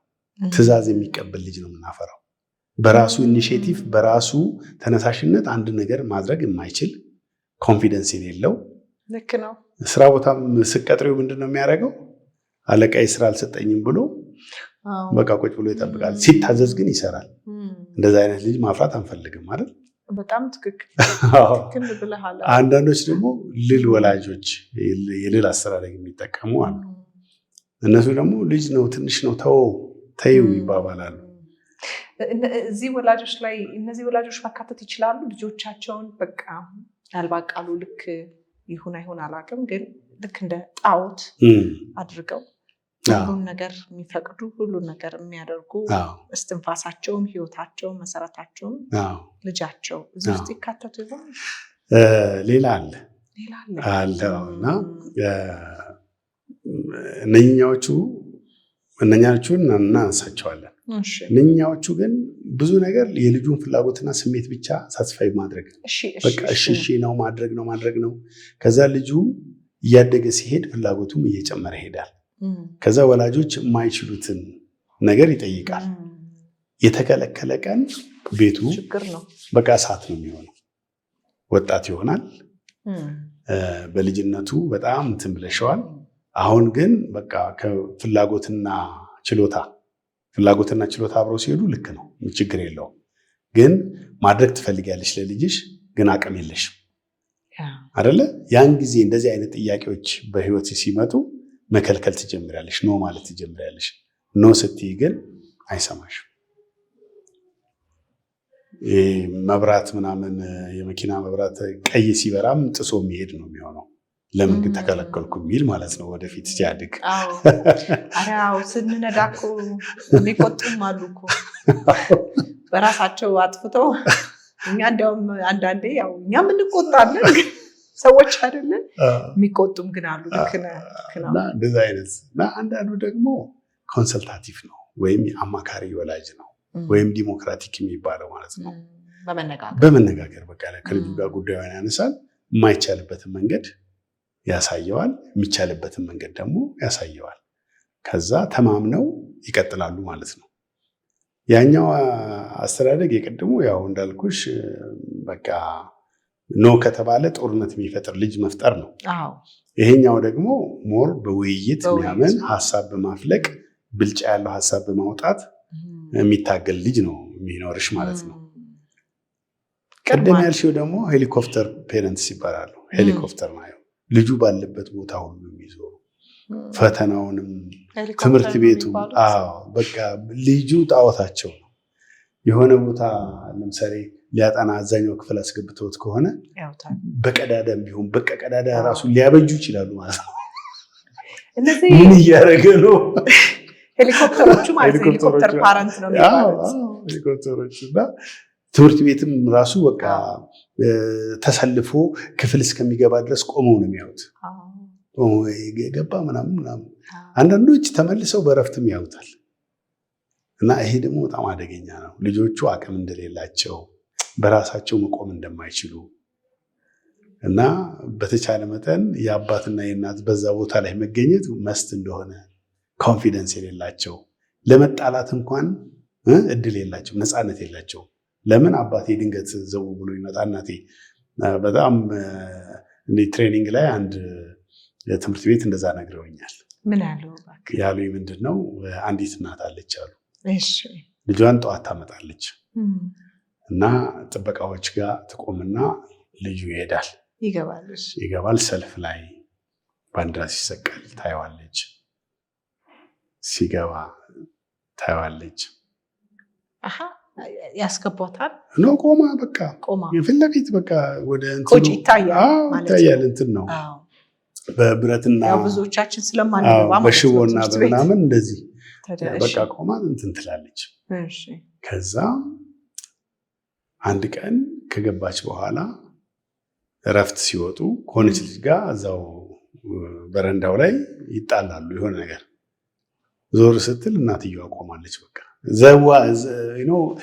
ዘበኛውን በጥሳ ሄዳለች እሷ ሮጣ ማለት ነው። ልጁ ከክፍል ጓደኛው ጋር ሲጨቃጨቅ እና እንዲህ አይነትም ይሄ ሄሊኮፕተር ፔረንትስ የሚባሉት ናቸው። እና ይሄ ለልጆችም ነፃነትን መንፈግ ልጆች ይጣላሉ። ነፃነት ነው። የመጣላትም ነፃነት ሊኖራቸው ያስፈልጋል። የመታረቅም ነፃነት ሊኖራቸው ያስፈልጋል። የመጫወትም ነፃነት ሊኖራቸው ያስፈልጋል። ስለዚህ እነኚህን ሁሉ እንትን ማድረግ ውስጥ ያስገባል ማለት ነው። ስለዚህ አባትነት ስንል የአስተዳደግ ዘይቤያችንን ማየት ያስፈልጋል ማለት ነው። ምን አይነት አባት ነኝ ማለት የአስተዳደግ ዘይቤ ምንድን ነው ብሎ ወደኋላ ተመልሶ እሱንም ማየት ይጠይቃል። ስለዚህ እሱ ጥበብም እዚህ ውስጥ አለ ማለት ነው። የሚፈጥረውን ተጽዕኖ ምሳሌዎቹ፣ ለምሳሌ አምባገነናዊ ስንል ምን ማለታችን ነው? በምሳሌ ካላስረዳን ትንሽ ያስቸግራል። እንደዛ ስንል ምን ማለታችን ነው የሚለውን በዛ መልክ ነው እንግዲህ። ለዛ ነው ግን እንትኑ ይገርማል፣ ዳይናሚክሱ በጣም ይገርማል። አሁን ሳየው የመጀመሪያው ያልከው ልጅ በጣም ለራሱ ቦታ የማይሰጥ ለራሱ ካልታዘዘ አንድ ነገር ማረግ እና የሚፈራ ልጅ በጣም የሚፈራ የሚደነግጥ። እንዲያውም ብዙ ጊዜ ያጋጥመኛል እንትን ላይ ክሊኒካል ይሄ በተለይ ቴራፒ ላይ ሴሽን ላይ ፒፕል ፕሊዝ የሚያደርጉ ሰዎች ወይም በሰዎች ደስታ የሚንቀሳቀሱ ወይም የሚያዝኑ ነው የሚከፉ። በቃ ብዙ ነገር የሚያደርጉት ለሰዎችን ለማስደሰት ነው ከጠዋት እስከ ማታ የሚተጉት። እና እንዳልከው ጀነራላይዝ አላደረገውም፣ ግን በብዛት ያጋጥመኛል። ወላጆቻቸው ወይም ማሳደጊያዎቻቸው ካሁን እንዳልከው የሚጫኑና የሚቆጣጠሩ ናቸው። እኔ ያልኩት ካልሆነ በስተቀር አይሆንም የሚሉ ናቸው። አባቴ መቼ ነው ደስ የሚለው? ምን ባደርግለት ነው አባቴ ደስ የሚለው? ሁሉ እንዲጨነቁ። ምክንያቱም በሁሉ ነገር አዛዥ ነው፣ ቀጪ ነው። ስለዚህ በቃ እሱን ፕሊዝ ለማድረግ ሲጥሩ ይኖራሉ። ከዛ ልክ መስሪያ ቤትም ሲገቡ የሆነ አለቃቸውን ለማስደሰት፣ ኮሊግሶቻቸውን ለማስደሰት እና ትግል ውስጥ ነው የሚገቡት። ማሰብ እችላለሁኝ። ምን ሆኛለሁ መጽሐፍ ላይ ጠቅሼዋለሁ። እና አንዳንድ ሰዎች መስሪያ ቤታቸው አሁን ስታነሳው ቦታ ላይ አሽቃባጭ ይባላሉ። ካለቃ ስር ነው፣ ካለቃ ኋላ ነው። በቃ ብድግ ሲል ብድግ ይላል፣ ሲወጣ ይወጣሉ። እና እንደ መጥፎ የሚታዩ ሰዎች ሁሉም ናቸው እያለን አይደለም። እንዳልከው አንዳንዴ መነሻው ፓረንቲንግ አስተዳደግ ሊሆን ይችላል። ቆንጆ ነገር ነው ያነሳልን ወንዴ። አሁን እንግዲህ እንደ ወላጅ መምረጥ ነው። ምን አይነት ልጅ ነው ማሳደግ የምፈልገው? ሰዎችን እያስደሰተ ከጠዋት እስከ ማታ የሚኖር ወይ የምትኖር ልጅ ነው ማሳደግ የምፈልገው? ወይ ደግሞ ያልኩት ካልሆነ የትኛው? ይሄ የኛ ምርጫ ይመስለኛል። ኤግዛክትሊ። ሌላው ምንድን ነው አሁን ለምሳሌ ብዙ ጊዜ ወላጆች ምን ብለው ያስባሉ? አባቶች በቃ የሚፈራ ሰው ቤት ውስጥ መኖር አለበት። ስለዚህ ቁጣ፣ ከፍተኛ የሆነ መደባደብ፣ መግረፍ ምናምን ነገር። ግን በጣም የሚያስገርምሽ ነገር የበለጠ ፍቅር ለልጆችሽ በሰጠሽ ቁጥር የበለጠ ነው የሚታዘዙሽ፣ የበለጠ ነው የሚሰሙሽ። ዩሲ ሪሌሽንሽፑ ነው ፋክተር ያለው ብዬ የማስበው። እና ፕራክቲካሊ ልንገርሽ፣ ለምሳሌ እኔ ከልጆቼ ጋር ከሁለቱ ከትልቆቹ ጋር ልክ ወደ 13-14 ዓመት ሲሞላቸው አንዱ ስጋቴ በቃ ይሄ ቲኔጅ ላይ ያሉ ባህሪያት አሉ፣ ተፈጥሯዊ ናቸው። ግን በተወሰነ ደረጃ ማኔጅ ካልተደረጉ ለጥፋትም ለመጥፎ ነገርም ሊዳርጉ ይችላሉ። በር ሊከፍት ይችላል። በጣም ያቺ ጊዜ ከባድ በጣም። ከዛ አንድ ነገር ወሰንኩኝ ማለት ነው። ዜን ከእያንዳንዳቸው ጋር ለየብቻ አንድ ሰዓት ለ21 ቀን አብሬያቸው ላሳለፍ አሰብኩኝ። ለ21 ቀን እና ቤት ሲመጣሉ እቃቸውን ያስቀምጣሉ፣ መክሰሳችን እንበላለን። ከዛ አንድ ክፍል አለች፣ ወደዛ ሄደን ለ1 ሰዓት አብሬያቸው አሳልፋለሁ። ከአንዷ ጋር አሳልፋለሁ። ለምሳሌ ስለ ሰልፍ አዌርነስ ሊሆን ይችላል፣ ስለ ራስን ማወቅ ሊሆን ይችላል የምናወራው። ለምሳሌ ጠንካራ ጎንሽ ምንድን ነው? እንዴት አወቅሽው? ከዚህ በፊት አስተማሪ ያለሽ ነገር አለ ወይ? ጓደኞችሽ ያሉሽ አለ ወይ? እንደዚህ እምቺው ስታደርጊው እምቺው ነገር አለ ወይ? እንደገና ደግሞ በቃ ማሻሻል ያለብኝ እምቺው ነገር አለ ወይ? ከታወቅሽው እሱንስ እንዲህ ሊሆን ይችላል። በእያንዳንዱ ቶፒክ ላይ ማለት ነው። ለምሳሌ አንዳንድ ነገሮች ጊዜ እንደሚፈልጉ አንድ ጊዜ ምንድን ነው ያደረኩት? ሁለቱም ላይ ጥሬ ማንጎና ብስል ማንጎ ገዝቼ ሄድኩኝ እና ሁሉ ነገር ጊዜ እንዳለው ማለት ነው። ከዛ ስለ ጊዜ ለሁሉም ጊዜ እንዳለው እና ወጣትነት ማለት ሁሉ ነገር ማድረጊያ ጊዜ አይደለም። አንዳንዶቹን ማቆያ ጊዜ ነው፣ አያስፈልጉም የሚባልበትም ጊዜ ነው። አንዳንዶቹን ደግሞ ማድረጊያ ነው። ስለዚህ ከዛ ጋር አሳየዋቸውና አሳየዋት የመጀመሪያዋን፣ የሚቀጥለውም እንደዛ ነው ያደረኩት። ከዛ የትኛውን ትመርጫለሽ አልኳት። ከሁለቱ እንዴ ኦብቪየስሊ ይሄኛውና ለምን በስሏል እና ብበላው ይጣፍጠኛል፣ ይሄኛው ግን ጎምዛዛ ነው አልበሰለም። ለምን ይመስልሻል ይሄኛው የበሰለው ይሄኛው ደግሞ ጥሬ የሆነው? ይሄ ያለ ጊዜው ከቦታው ስለተነሳው ነው። ይሄ ደግሞ ቆይቶ ቦታው ላይ ስለበሰለ ነው። እና ከዚህ ጋር አያይዘን ለሁሉም ጊዜ እንዳለው ጊዜውን ጠብቆ አንድ ነገር ማድረግ ማለት ወይ አንድ ነገር መሆን ማለት ጣፋጭነት ወይም ደግሞ ተፈላጊነት እንደሚያመጣ፣ ያለ ጊዜው የሆነ ነገር ደግሞ መራራ ነገርን ይዞ ሊመጣ እንደሚችል፣ ጎምዛዛ ነገርን ይዞ ሊመጣ እንደሚችል እንዲህ አይነት በቃ ሲምፕል ነው። ግን ደግሞ ለልጆቹ ግን በጣም በቃ የማይረሱት ነገር ማለት ነው። የማይረሱት ነገር እና እንዲህ አይነት ነገር ስለዚህ ከሁለቱም ጋር 21 ቀን ኖት እየያዙ ነበረ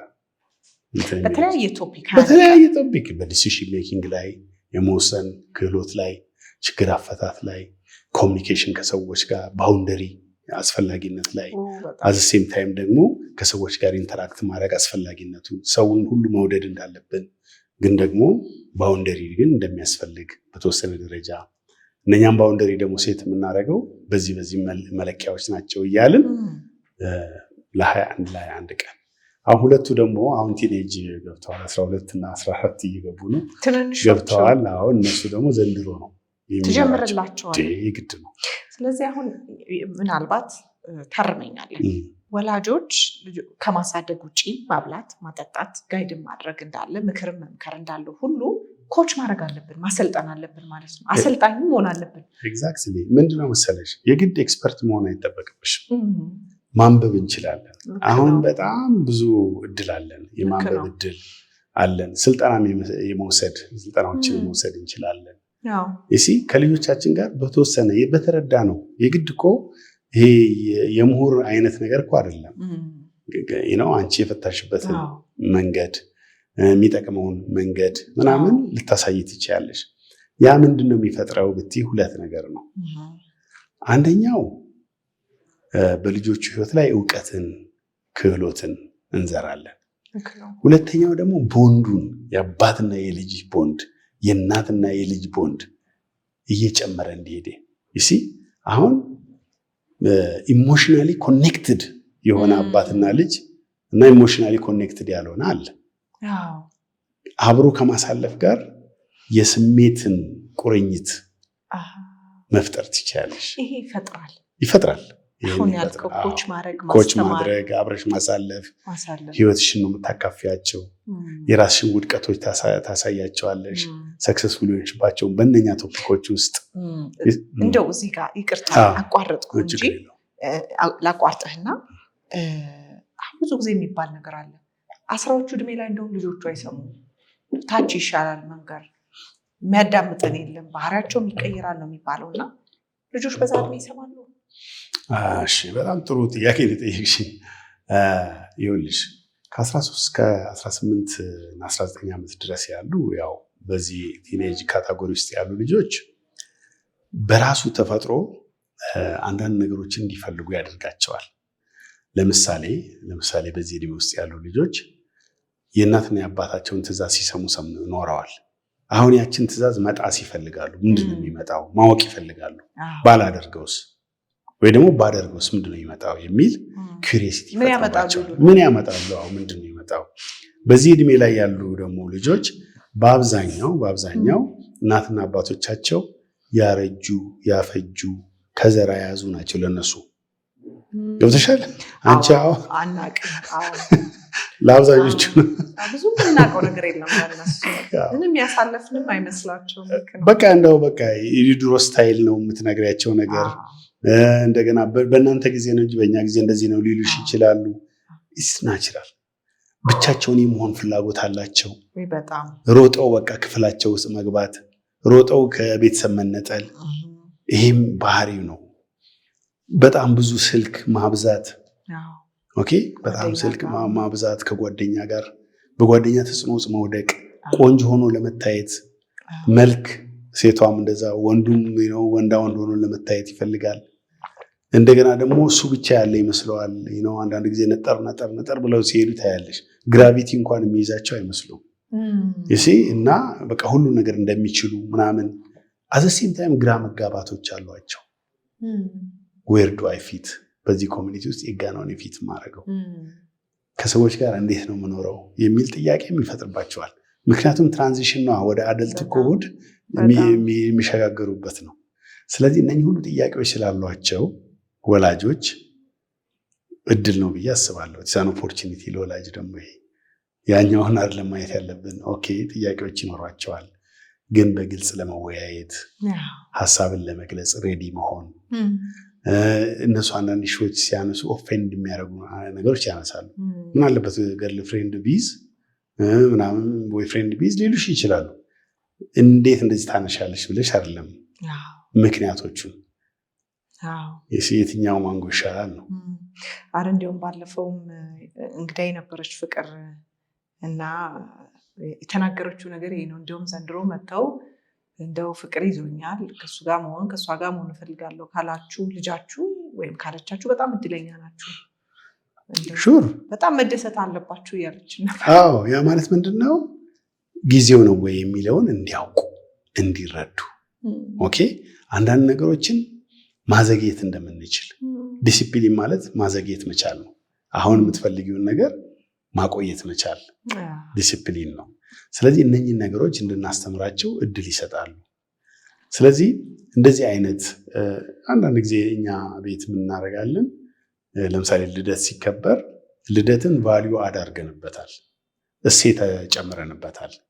ለምሳሌ ባለፈው ዓመት ምን ያህል መጽሐፍ አነበባችሁ፣ በዛ ላይ ይገለጥላቸዋል። ያደረጉት መልካም ነገሮች በሙሉ ይነበባሉ። ከነሱ ጋር ቁጭ ብለን ማታ ላይ እንጽፋለን። ለነገ ልደታቸው ከሆነ የተደረጉ ነገሮች ያነበቧቸው ትናንሽ መጽሐፍቶች፣ ልጆች ሲሆኑ ትናንሽ መጽሐፍቶች የተለያዩ መጽሐፍቶች ናቸው። 17 ምናምን ያነባሉ ያኔ። ስለዚህ 17 መጽሐፍ አንባለች፣ እንደዚህ ያደርጋለች፣ እንዲህ ብለን ያንን ፕሮሞት እናደርጋለን። ማለት እንትን እኮ ነው ማለት ነው። ይሄ የዓመታዊ መዝጊያ ሪፖርት እና ዓመቱ መጨረሻ ላይ በቃ ልደት ማለት ልደት ምን እንደሚፈጥር ትንንሽ ሆነው ነው አክቹዋሊ አሁን አድገዋል፣ ግን ትንንሽ ሆነው በጣም ያጓጓቸዋል። መጽሐፍ በጣም እንዲያነቡ ምክንያት ሆኗል። ትልቆች አሁን በጣም መጽሐፍ ያነባሉ፣ በጣም ያነባሉ፣ አንባቢዎች ናቸው። እና እነኚህ ነገሮችም ኩሙሌቲቭ ኢፌክቱ ይመስለኛል። ስለዚህ እንደዛም ማድረግ ይቻላል። ወላጅ ልጁ በቁመት ብቻ ማደጉን በእድሜ ብቻ እዛ ቦታ መድረሱን ብቻ ሳይሆን ያደረጋቸውን ጥሩ ነገሮች ኢንከሬጅ ማድረጊያ ትንንሽ ልጆች ላይ በተለይ 3 ዓመት 4 ዓመት 5 ዓመት 6 ዓመት ምናምን ልጆቹ ይጓጓሉ። የሆነ ስንት መጽሐፍ አንብቤ ነው ልደቴን የማከብረው የሚል ነገር። እንደገና ሌላም ያደረግነው ምንድን ነው? ለምሳሌ እኛ አንድ ልጅ ስፖንሰር እናደርግ ነበረ በሆነ ድርጅት በኩል እና ትምህርት እንዲማር ምናምን እና አንድ ጊዜ ልጆቻችን ትልልቆቹ ምናሉ እኛም መርዳት እንፈልጋለን፣ አዋቂ ብቻ ነው የሚረዳው አሉ። አይ ልጆችም መርዳት ይችላሉ፣ ገንዘብ ከየት ታመጣላችሁ? እንዲህ ያደርገናል ትንንሽ ነገሮች የሚሰሯቸው ነበሩ። መጽሐፌ ላይ ጽፌዋለሁ። እና ከዛ ምን አደረግን ልንጎበኝ እንፈልጋለን ሲሉ ኦኬ ዳይሬክተሩ ከሌ ይባላል ስልኩ ይሄውና ደውሉና ልጁን መጎብኘት ምክንያቱም እኛ ቀጥታ እናደርግ አንችልም በድርጅቱ በኩል ነው አነጋገሩ ደውሉ እሱም ራሱ ገረመው ዜን ምንድነው የሆነው 150 ብር ነበራቸው ለሁለት ያጠራቀሙት ከዛ 150ውን ብር የሆነ ነገር እናደርግለታለን አሉ አይ 150 ብር አጠራቀማችሁ ምክንያታችሁ እሱን ለመርዳት አይደለም ያጠራቀማችሁት ፎር ሰም ሪዝን ያጠራቀማችሁት ስለዚህ እስከዚህ ድረስ ካጠራቀማችሁ እናንተ የምትፈልጉትን የተወሰነውን አድርጉ የተወሰነውን ደግሞ ለሱ አድርጉ ከዛ ኦኬ 75 ብር ተባለ ከዛ በወቅቱ 75 ብር ኳስ ገዝተዋል መጻፊያ ማርከርና ምናምን ከናታቸው ጋር ዋጋው ጥሩ ነበር ገዛስተው ድርጅቱ እኛንም እና አባታቸውን እና ልጆቻችንን ይዞ ያለበት ሰንዳፋ ነበር ልጁ እዛ ሄድን በቃ እዛ የተረት መጽሐፍ ሲያነቡለት ስዕል ሲያስሉት ምናምን ከዛ ሲመለሱ ለምን እኛ ራሳችን አንድ ድርጅት አናቋቁም ማህበር አሉ that is good እዛ ቤሪያ የሚባል የልጆች እርዳታ የሚሰጥ ማህበር አቋቋሙ ጎረቤት ካሉ ልጆች ጋር ከዛ ቤሪያ 6 ልጆችን የትምህርት ቤት ክፍያ ከድር ጋር እያያዝንላቸው እኛ ደግሞ ከሰፈሩ ድር ጋር ኮች እንዲያረጋቸው እንዲከታተላቸው ገንዘብ ሲሰበስቡ እንዲረዳቸው አደረግንና ከዛ ቤሪያን አቋቋሙ ማለት ነው ከዛ አንዳንድ ጊዜ ቤተክርስቲያን ቸርች ይሄዱና በጣም ኩዮቻቸውን ሰብስበው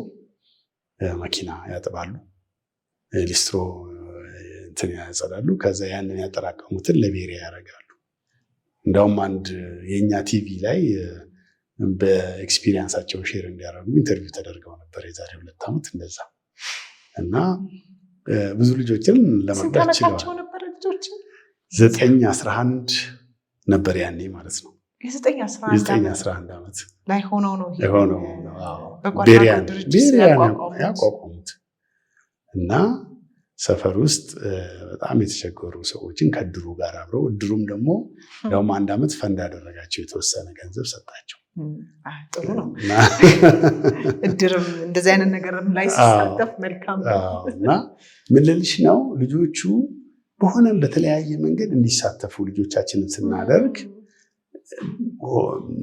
በብዙ ነገር ውስጥ አንድ ነገር መምራት የሚችሉ የሆነ ነገር አስበው መፈጸም የሚችሉ የሆነም ደግሞ ቻሌንጅ ሲገጥም መጋፈጥ የሚችሉ ትዝ ይለኛል በጣም አንዳንድ ጊዜ ይከራከራሉ እዛ ቤሪያ ኮሚቴዎች ይጣላሉ ከዛ ድር ውስጥ ያለ ለነሱ ፎካል ፐርሰን የሆነ ሰው ይጠራል ከዛ እሱ ያስታርቃቸዋል አነጋግረው አይ አንተ አንቺ እንደዚህ ነው ያረክሽው ምናምን ተብሎ የሚያስታርቃቸው ጊዜ አለ ይሄ ሁሉ ምንድነው ላይፍን እንዲረዱ ነው አዚም ታይም ደግሞ ልጆች በልጅነታቸው የመጫወት እድል ልናጎናጽፋቸው ይገባል የልጆች ቋንቋ ጨዋታ ነው በጨዋታ ውስጥ ችግር ይፈታሉ በጨዋታ ውስጥ ግጭቶችን ይፈታሉ በጨዋታ ውስጥ ኮንፊደንስ ዴቨሎፕ ያደርጋሉ በጨዋታ ውስጥ የኮሙኒኬሽን ወይም የተግባቦት ክህሎታቸውን ይጨምራሉ መጣላትና መታረቅ በጨዋታ ውስጥ ያገኛሉ ስለዚህ ወላጅ ስንሆን እንዲጫወቱም ልጆች አሁን አንዳንድ ጊዜ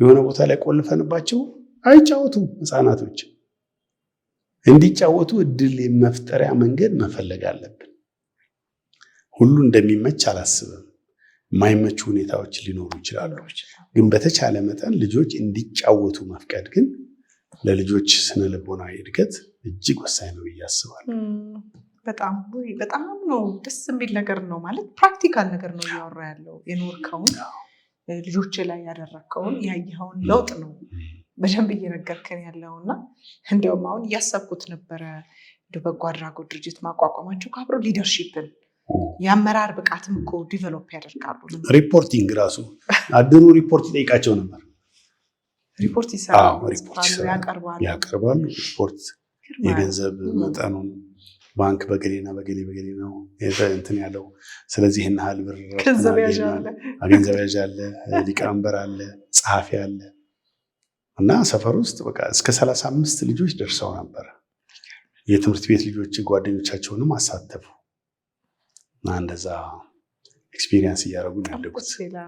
በጣም በጣም እኛም ብዙ እየተማርንበት ነው። እውነት እየነገርከን ካለው ሀሳብ እያጠቃለልኩኝ ነው። ወደ መጨረሻው መጣሁኝ። አሁን እንግዲህ ያው አባትነት ላይ ተነሳሁኝ፣ ግን አሁን ወላጅነት ላይ ደግሞ አረፍኩኝ። እናትንም አባትንም እናጠቃላቸውና እንግዲህ አንድ ሰው ወላጅ ከመሆኑ በፊት ሶስት በላይ እኮ ሊሆን ይችላል፣ ግን 3 መረሳት የለባቸውም ብለህ የምታስበው 3 ጠቃሚ ነገሮች ወይም አስፈላጊ ነገሮች ምንድን ናቸው? ከመጀመሪያው ጥያቄ ጋር ሞር ይሄዳል። ግን አንደኛ መመገብ፣ ነርቸር ማድረግ አካላዊ ብቻ አይደለም። ለምሳሌ ምግብ ማቅረብ ብቻ ሳይሆን ስነ ልቦናቸው ላይም ስሜትና ጥያቄዎቻቸው ላይ መመለስ መቻል፣ አብሮ ማሳለፍ መቻል ጋር ይህንን የመግቦት ሮል እንዳለው የመግቦት ኃላፊነት እንዳለው አንድ አባት ማወቅ አለበት ብዬ አስባለሁ። ሁለተኛ ደግሞ ልጆችን የመምራት ልጅህን በሚሄድበት መንገድ ምራው፣ በሸመገለ ጊዜ ከዛ ፈቀቅ አይልም ይላል። ስለዚህ ይሄ መጽሐፍ ቅዱሳዊ ነው። ሌሎችም ሃይማኖታዊ እንትኖች ላይ ይኖራል ብዬ አስባለሁ እና የመምራት ኃላፊነት አለኝ ወስዳለሁ ብሎ ማሰብ አለበት። ሌላው ደግሞ የመጠበቅ ነው፣ ፕሮቴክሽን ነው። ካልባሌ ነገሮች፣ መጥፎ ከሆኑ ትውልድን ከማያንጹ ነገሮች ልጆችን ለመጠበቅም ኃላፊነትን መውሰድ አለበት ብዬ አስባለሁ። በጣም መመገብ እንደገና ደግሞ ጋይድ ማድረግ ወይም መምራት እና ሶስተኛው መጠበቅ። 3 መናቸው። መጠበቅ 3 መናቸው። 3 መብያቸው። በጣም እውነት ለመናገር በቃ እውነት የነገርከን ነገር እኔ ራሴ በግሌ የምሞክራቸው ነገሮች ይኖራሉ። ካነሳቸው ሀሳቦች አሁን ዛሬ ለእኔ ራሱ እንደ ትልቅ ቴካዌ የምወስደው በቃ ስታሞግሱ ልክ አይደለም ስትሉ ጀነራላይዝ አታድርጉ ሁሉ ነገር ላይ የሚለው ነገር በጣም ነው የገዛኝ። እውነት ለመናገር ዝም ብለን ነው አብጣ ትጀግና ነህ እንለዋለን። የትኛው ላይ ነው ጀግና? የትኛው ላይ ነው ጀግናቱ? የሱም ነው ጀግናት ያለሽ ምን አይነት ጀግናት? የሰራው ነገር ላይ ነው ጀግና የሚባለው። በጣም ቆንጆ ልጅ ነህ እንለዋ። የቱ ጋር ነው? ምናልባት የለበሰው ሸሚዝ፣ ምናልባት ዩኒክነስ እሱ ላይ ምንድነው መሰለሽ? ልክ ነው። እኔ ምን መሰለሽ ማስበው ቆንጆ ያልሆነ ልጅ የለም፣ ቆንጆ ያልሆነ ሰውም የለም ብዬ ነው የማምነው። እያንዳንዱ ሰው ዩኒክ ነው። ያ ማለት ምንድነው? ለምሳሌ ተመሳሳይ ሆነን አልተፈጠርንም። ማን ነው እኛን ደረጃ ሰጥቶን ቆንጆ አይደለሽም ቆንጆ ነሽ ሊለን የሚችለው? ሰው ራሱን ልጆቻችን ራሳቸውን መቀበል አለባቸው። አይናቸውን፣ አፍንጫቸውን፣ ጥርሳቸውን፣ ቁርጭምጭሚታቸውን ሳይቀር አክሴፕት ማድረግ የሚችሉ ልጆች ነው መሆን ያለባቸው። ስለዚህ ዩኒክነስ አለ። 8-9 ቢሊዮን ህዝብ ባለበት ምድር ላይ አንደኛችንም ሌላችንን አንመስልም። ሌላውን ሰው ለመምሰል መታገል የለባቸው። በቃ ዩኒክ ናቸው፣ ቆንጆች ናቸው። እሱ ስለዚህ እዚህ ጋር ልጠይቅ። አሁን እኔ የምለው ነገር አለ። ለምሳሌ መውደድ ላይ ፍጹም መደራደር የለብንም። በጣም ልጁ ያስቸግር ይሆን ምንም ይሁን የፈለገው አይነት ባህሪ እክል ይኑረው እንዲሁ መወደድ አለበት። ልክ ነው፣ አንኮንዲሽናል ነው የሚል አቋም አለ። ስለዚህ እነዚህ አይነት ማበረታቾች ቆንጆዬ ነህ፣ ቆንጆ ነሽ የሚባሉት ነገር ልክ እንደ መውደድ መሰጠት አለበት ለሁሉ። እኔ የማስበው ምንድን ነው፣ ለምሳሌ ከራሳችን የጀመርነው ነገር አለ። ለምሳሌ የኔን ልጆች እና የጓደኞቼን ልጆች 7 የሚሆኑ ልጆች የህይወት ክህሎት እናሰልጥናቸው አለ። ከዛ በአልታ ካውንስሊንግ የህይወት ክህሎት ስልጠና ብለን በባለሙያ ስልጠና እንዲያገኙ አደረግን። እኔ አይደለሁም አሰልጣኝ፣ ሌላ ባለሙያ ማለት ነው። ዜን የአንዱ ጓደኛችን ልጅ እንግዲህ ክረምት ላይ ነው ይሄን ያደረግነው። የሚቀጥለው ዓመት ትምህርት ቤት ስትገባ ተለየችባቸው አስተማሪዎቿ። እና ምንድን የተለየባቸው? መጠየቅ፣ መመለስ፣ በኮንፊደንስ ወጣ ማውራት ምናምን ጀምራለች ለካስ። ከዛ በጣም ገረማቸውና ወላጆችን አስጠሩ እና እንዳውም ይሄ ሰው አሁን አሜሪካን ሀገር ነው የሚኖሩት አንድ የሆነ እንትን ላይ እንትኑ ሰጥቷል ቴስቲሞኒውንና የኔ ልጅ አሁን ግራጁዌት ያደረገች አልታ በዚህን ጊዜ ወስዳ ነበረ በጣም ትልቅ ነገር ምናምን ብሎ አንድ የሆነ ቦታ ላይ እንደዛ አድርጓልና ከዛ ኦኬ ነገሩ እንደዚህ ሀፕን አድርጓል እና ልጃችን እንደዚህ መናገር ጥያቄ መጠየቅ ኮሚኒኬሽኑ አድጓል እና ያን ያደረጋችሁት ነገር ጥሩ ነው አሉ። ከዛ ኦኬ ታዲያ ይሄንን ለምን ለፐብሊኩ አናወጣውም? ለህብረተሰቡ ከ7 ዓመት ጀምሮ ያኔ 7 8 9 ዓመታቸው ነው። ከ7 ዓመት ልጆች ጀምሮ ልጆች ስልጠና ለምን አንሰጥም አለና የዛሬ 8 ወይ 9 ዓመት አካባቢ ድርጅቱ ከተመሰረተ እንግዲህ 13 ዓመቱ ነው። ከተወሰነ ለርኒንግ በኋላ ለልጆቻችን የህይወት ክህሎት ስልጠና ብለን ክረምት ላይ አሁን ከ200 ሰው ልጆች በላይ ነው የሚወስዱት። አሁን ባለፈው 220 አካባቢ ልጆች ወስደዋል። ከ7 ዓመት ጀምሮ የሚወስዱ ናቸው። ስለዚህ በዛ ውስጥ ምንድነው የምናስተምራቸው? ዝም ብለን በደፈናው ቆንጆ ነህ አይደለም፣ ማብራራት አለብን። ዩኒክነሳቸውን ነው ማሰብ ያለባቸው። ቆንጆ አይደለህም የሚል ሰው ሊገጠማቸው ይችላል። ዩሲ አሁን እኔ ቆንጆ ነሽ አልኳት ልጄን። ሰንበዲ ደግሞ ሲሄድ አንቺ አስቀያሚ ያለም አስቀያሚ ሊላት ይችላል። ያንን መቋቋም የሚችሉበትን ለምን ቆንጆ እንዳልናቸውም ማወቅ አለባቸው። ቅድም ያልኩ እሱን ነው። ቆንጆ ስንል ለምን ነው ቆንጆ ያልነው? አዎ እሺ፣ አንደኛ እሷን የሚመስል ሰው የለም፣ የተፈጠረ ሰው የለም ጭራሹ ማለት ነው። እሷን ሪፕሌስ የሚያደርግ ሰው የለም።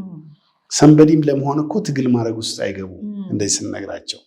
ስለዚህ ያንን ተፈጥሯዊ ማንነታቸውን እንዲቀበሉት ስናደርግ ከዛ በላይ ቆንጅና የለም እና ያንን እንዲያውቁት ነው። ቆንጆ ነገር አሁን በጣም ትልቅ ችግር የሚፈታ ሀሳብ ነው ያነሳኸው። ኤግዛክትሊ። ምክንያቱም ሌላ ሰው አስቀያሚ ሌላት ይችላል። አንቺ የኔ ንግስት፣ የኔ ቆንጆ ያልሻት የኔ ንጉስ ብለን ሲወጡ እኔ ሁሌ ነው የሚያሰበኝ። ሲወጡ ግን የኔ ንጉስና የኔ ንግስት የማይል ሰውም ያለበት ዓለም ነው። እንዳውም ሌላ ነገር የሚል ማለት ነው። አለ ማለት እኮ አንድ ነገር ነው። የሚያፈርስ ነገር በጣም የሚል ደግሞ አለ። ትክክል። እሱን የሚቋቋሙበት ምንድን ነው? ምናልባት ያንን ሰልፍ ስቲም እንዴት ነው የሚገነባው? እናት ስለሆንኩኝ አነሳለሁ። ቆንጆ ሀሳብ ነው ያነሳው። እኛ አሁን ለምሳሌ ምን እናሳያቸዋለን? በሁኔታዎች ልጆች በሁኔታዎች በተፈጠረባቸው ለምሳሌ ከ10 0 ሊያመጡ ይችላሉ። የኔ ልጅ 0 አንጥታ ታውቃለች። አንዷ ከ10 0 አመጣች። እኔ ፊልድ ነበርኩኝ። ከዛ ደወለችልኝ እና አባዬ ከ10 እኮ 0 አመጣ፣ በጣም ያሳዝናል አለችኝ። ምን ነው አልኳት። ንግስቲ ንገሪኝ እስቲ ምን እንደሆነ እስቲ ንገሪኝ። ምክንያቱም ነው እኔ ማወቅ የፈለግኩት። ይበልጣልን ያንሳል ብዬ ይበልጣልና ያንሳል የሚሞላበት ነበር አዟዙሬው። ታዲያ እኮ ይሄ ያጋጥማል፣ ችግር የለውም። አንቺ እኮ ደፍንሻል በሌላ መልኩ። ይበልጣልና ያንሳልን እንትን አልሽ እንጂ እንትኑን አውቀሻል። ኦኬ አልኳት። እሺ አሁን በዚህ ሰልፍ ስቲሟ ሊወርድ አያስፈልግም። ይሄን ነገር ስላመጣች በቃ አረባም ዋጋ የለኝም እንድትል አያስፈልግም። አሁን እኮ ዩኒቨርሲቲ ገብታለች። ሁለተኛዋ ናት እና ገብተሻል። ምንድን ነው ፖይንቱ ማለት ነው? በሁኔታዎች የልጆች ሰልፍ ስቲም መውረድና መውጣት የለበትም። ኦልሬዲ ለራሳቸው ዋጋ መስጠት አለባቸው። ምንም ሁኔታ ቢፈጠር እኔ ለምሳሌ 200 ብር አሳያቸውና ይህም 200 ብር ጨመደርኩት የስንት ብር ዋጋ ይገዛል እላለሁ። የ200 ብር ተጨማዶ ከዛ ጣልኩትና ከመሬት አነሳሁት። መሬት ላይ እኮ ተሻሽቷል። አንስቼ የስንት ብር ይገዛል? የ200 ይገዛል። ይሄ ሁሉ ደርሶበት ተጨማዶ መሬት ላይ ወድቆ ተረግጦ ግን ተመልሶ እንደገና የስንት ይገዛል? የ200 ብር ይገዛል። ላይክ ዛት ይሲ እኛ የሚገጥሙን ነገሮች ሊኖሩ ይችላሉ። ፈተና ላይ አልፉ ይችላሉ። ከጓደኛ ጋር ሊጣሉ ይችላሉ። ሌላው ሰው የለበሰውን አይነት ላይ ለብሱ ይችላሉ። በዚህ ሁሉ ውስጥ ግን ዋጋ ያላቸው ልጆች ሰልፍ ስቲማቸው የተጠበቀ እንዲሆኑ ወላጅ በጣም መስራት አለበት። ራሳቸውን ከሌላም ጋር ኮምፔር ማድረግ የለባቸውም። ምክንያቱም እነሱ ከትላንትና ማንነታቸው ጋር ትላንትና ጥሩ አንጥተዋል ወይ ትላንት እንደው ባይዘው አካዳሚ ነገር ላይ ብዙ አልጫነም ባህሪ ላይ ነው እኔ አንድ ነን ማለት ነው እና ምንም እሱ ላይ አንደኛ ካልወጣችሁ ሁለተኛ ካልወጣችሁ ብሎ ትግል የለም ምክንያቱም አቨሬጅ እንትን ካሉ እና ባህሪያቸው እንትን ካሉ በራሳቸው ጊዜ የሚፈልጉት ነገር ላይ ለመድረስ ይሞክራሉ ይጥራሉ ብዙ ጫና እኔም እውነት ለመናገር ወንዴ እኔም ብዙ አልደግፈውም ምክንያቱም ጫናው እንደውም ሌላ ነገር ነው የሚፈጥረው ጭነት ነው የሚፈጥረው ኤግዛክትሊ ጫና ማሳደር ጭነት ነው ቴስት አንዛይቲ አንዱ እኮ ምክንያቱ እሱ ነው ቴስት አንዛይቲ ፈተና ሊፈተኑ ሲሉ እንትን የሚሉት የወላጅ ኤክስፔክቴሽን እያዩ እየሰሙ አሁን አባቴ ምን ይላል እናቴ ምን ትላለች ይሄ ውጤታማ ካልሆንኩ ምን ሆናለሁ ስለሚሰጉ የሚያውቁትን ሁሉ ይረሱታል እና ከዛ ውጤታማ ሊሆኑ አይችሉም ትክክል በጣም ቆንጆ ነው ያነሳው ሐሳብ ሌላ ነገር ደግሞ ጨመርክልኝ ደስ ይላል ስናበረታታቸው ቆንጆ ነን ንጉስ ነን ንግስት ነን ስንል ግን ኤክስፕሌን ማድረግ አለብን እንደ መውደዱ ዝም ብሎ የሚሰጥ አይደለም ይሄ ያለን እየጠቀስን የምናወራላቸው ነገሮች ሊኖሩ ይችላል ማለት ይገባል ኤግዛክትሊ በጣም አድርጌ ነው ወንደሰን እውነት ማመሰግንን ቆንጆ ቆይታ ነበረኝ ወላጆችም በጣም ብዙ ነገር እንደሚማሩ እርግጠኛ ነኝ ሁሌም እንደምለው ይሄ ፖድካስት መጀመሪያ በዋነኝነት እኔን ነው የሚጠቅመኝ ይላለሁ ቤተሰብ ስላለኝ ልጆችም ስላሉኝ ሁልጊዜ ነው እንደ ትምህርት ቤት መማረው ዛሬ ደግሞ በተለየ መልኩ ነገሮችን እንድናይ አድርገህናል በጣም ነው የምናመሰግነው መጽሐፍ ጽፈሃል እና የት ይገኛል ይሄ ብዙ አሁን ከለርኒንግ ከትምህርት ትማሪያለሽ አይደል መጀመሪያ ሳተምሽ ሁለተኛ ሳተምሽ ሶስተኛ ላይ አሁን የሶስተኛ እትም ነው ሶስተኛ እትም ደርሷል እና እኔው ጋር ነው አንተ ጋር ነው ሰዎች ቢፈልጉ ማግኘት ስልክ ቁጥር አለ እንግዲህ ይሄ መጽሐፍ የልጆች ባህሪያትና የአስተዳደግ ጥበብ የሚል ነው እና የሚፈልጉ ሰዎች በ0934 74 75 76 ቢደውሉ ያገኙናል ማለት ነው እንዴት እንደሚደርሳቸው እንነግራቸዋለን መግዛት ይችላሉ በጣም አድርጌ ነው ማመሰግነው እኔም አመሰግናለሁ ስለጋበዝሽኝ እኔም እንግዲህ ስለሆንክ አመሰግናለሁኝ ከዛሬ እንግዲህ ከወንደሰን ተሾመ ጋር የነበረኝ ቆይታ ይህንን ይመስላል በርካታ ነገሮች እንደተማራችሁበት ተስፋ አደርጋለሁ በተለይ በወላጅነት ጉዞ ላይ ልጆቻችንን እንግዲህ እንዴት እንደምናስተካክል ወይንም ቅጣት የሚባለውን ኮንሴፕት በተለየ መልኩ አሳይቶናል እኔም ተጠቅሜበታለሁ እናንተም እንደተጠቀማችሁበት ተስፋ አደርጋለሁ በሚቀጥለው ሳምንት ከአዲስ እንግዳ ጋር በአዲስ ርዕስ እስከምንገናኝ ድረስ መልካም ጊዜ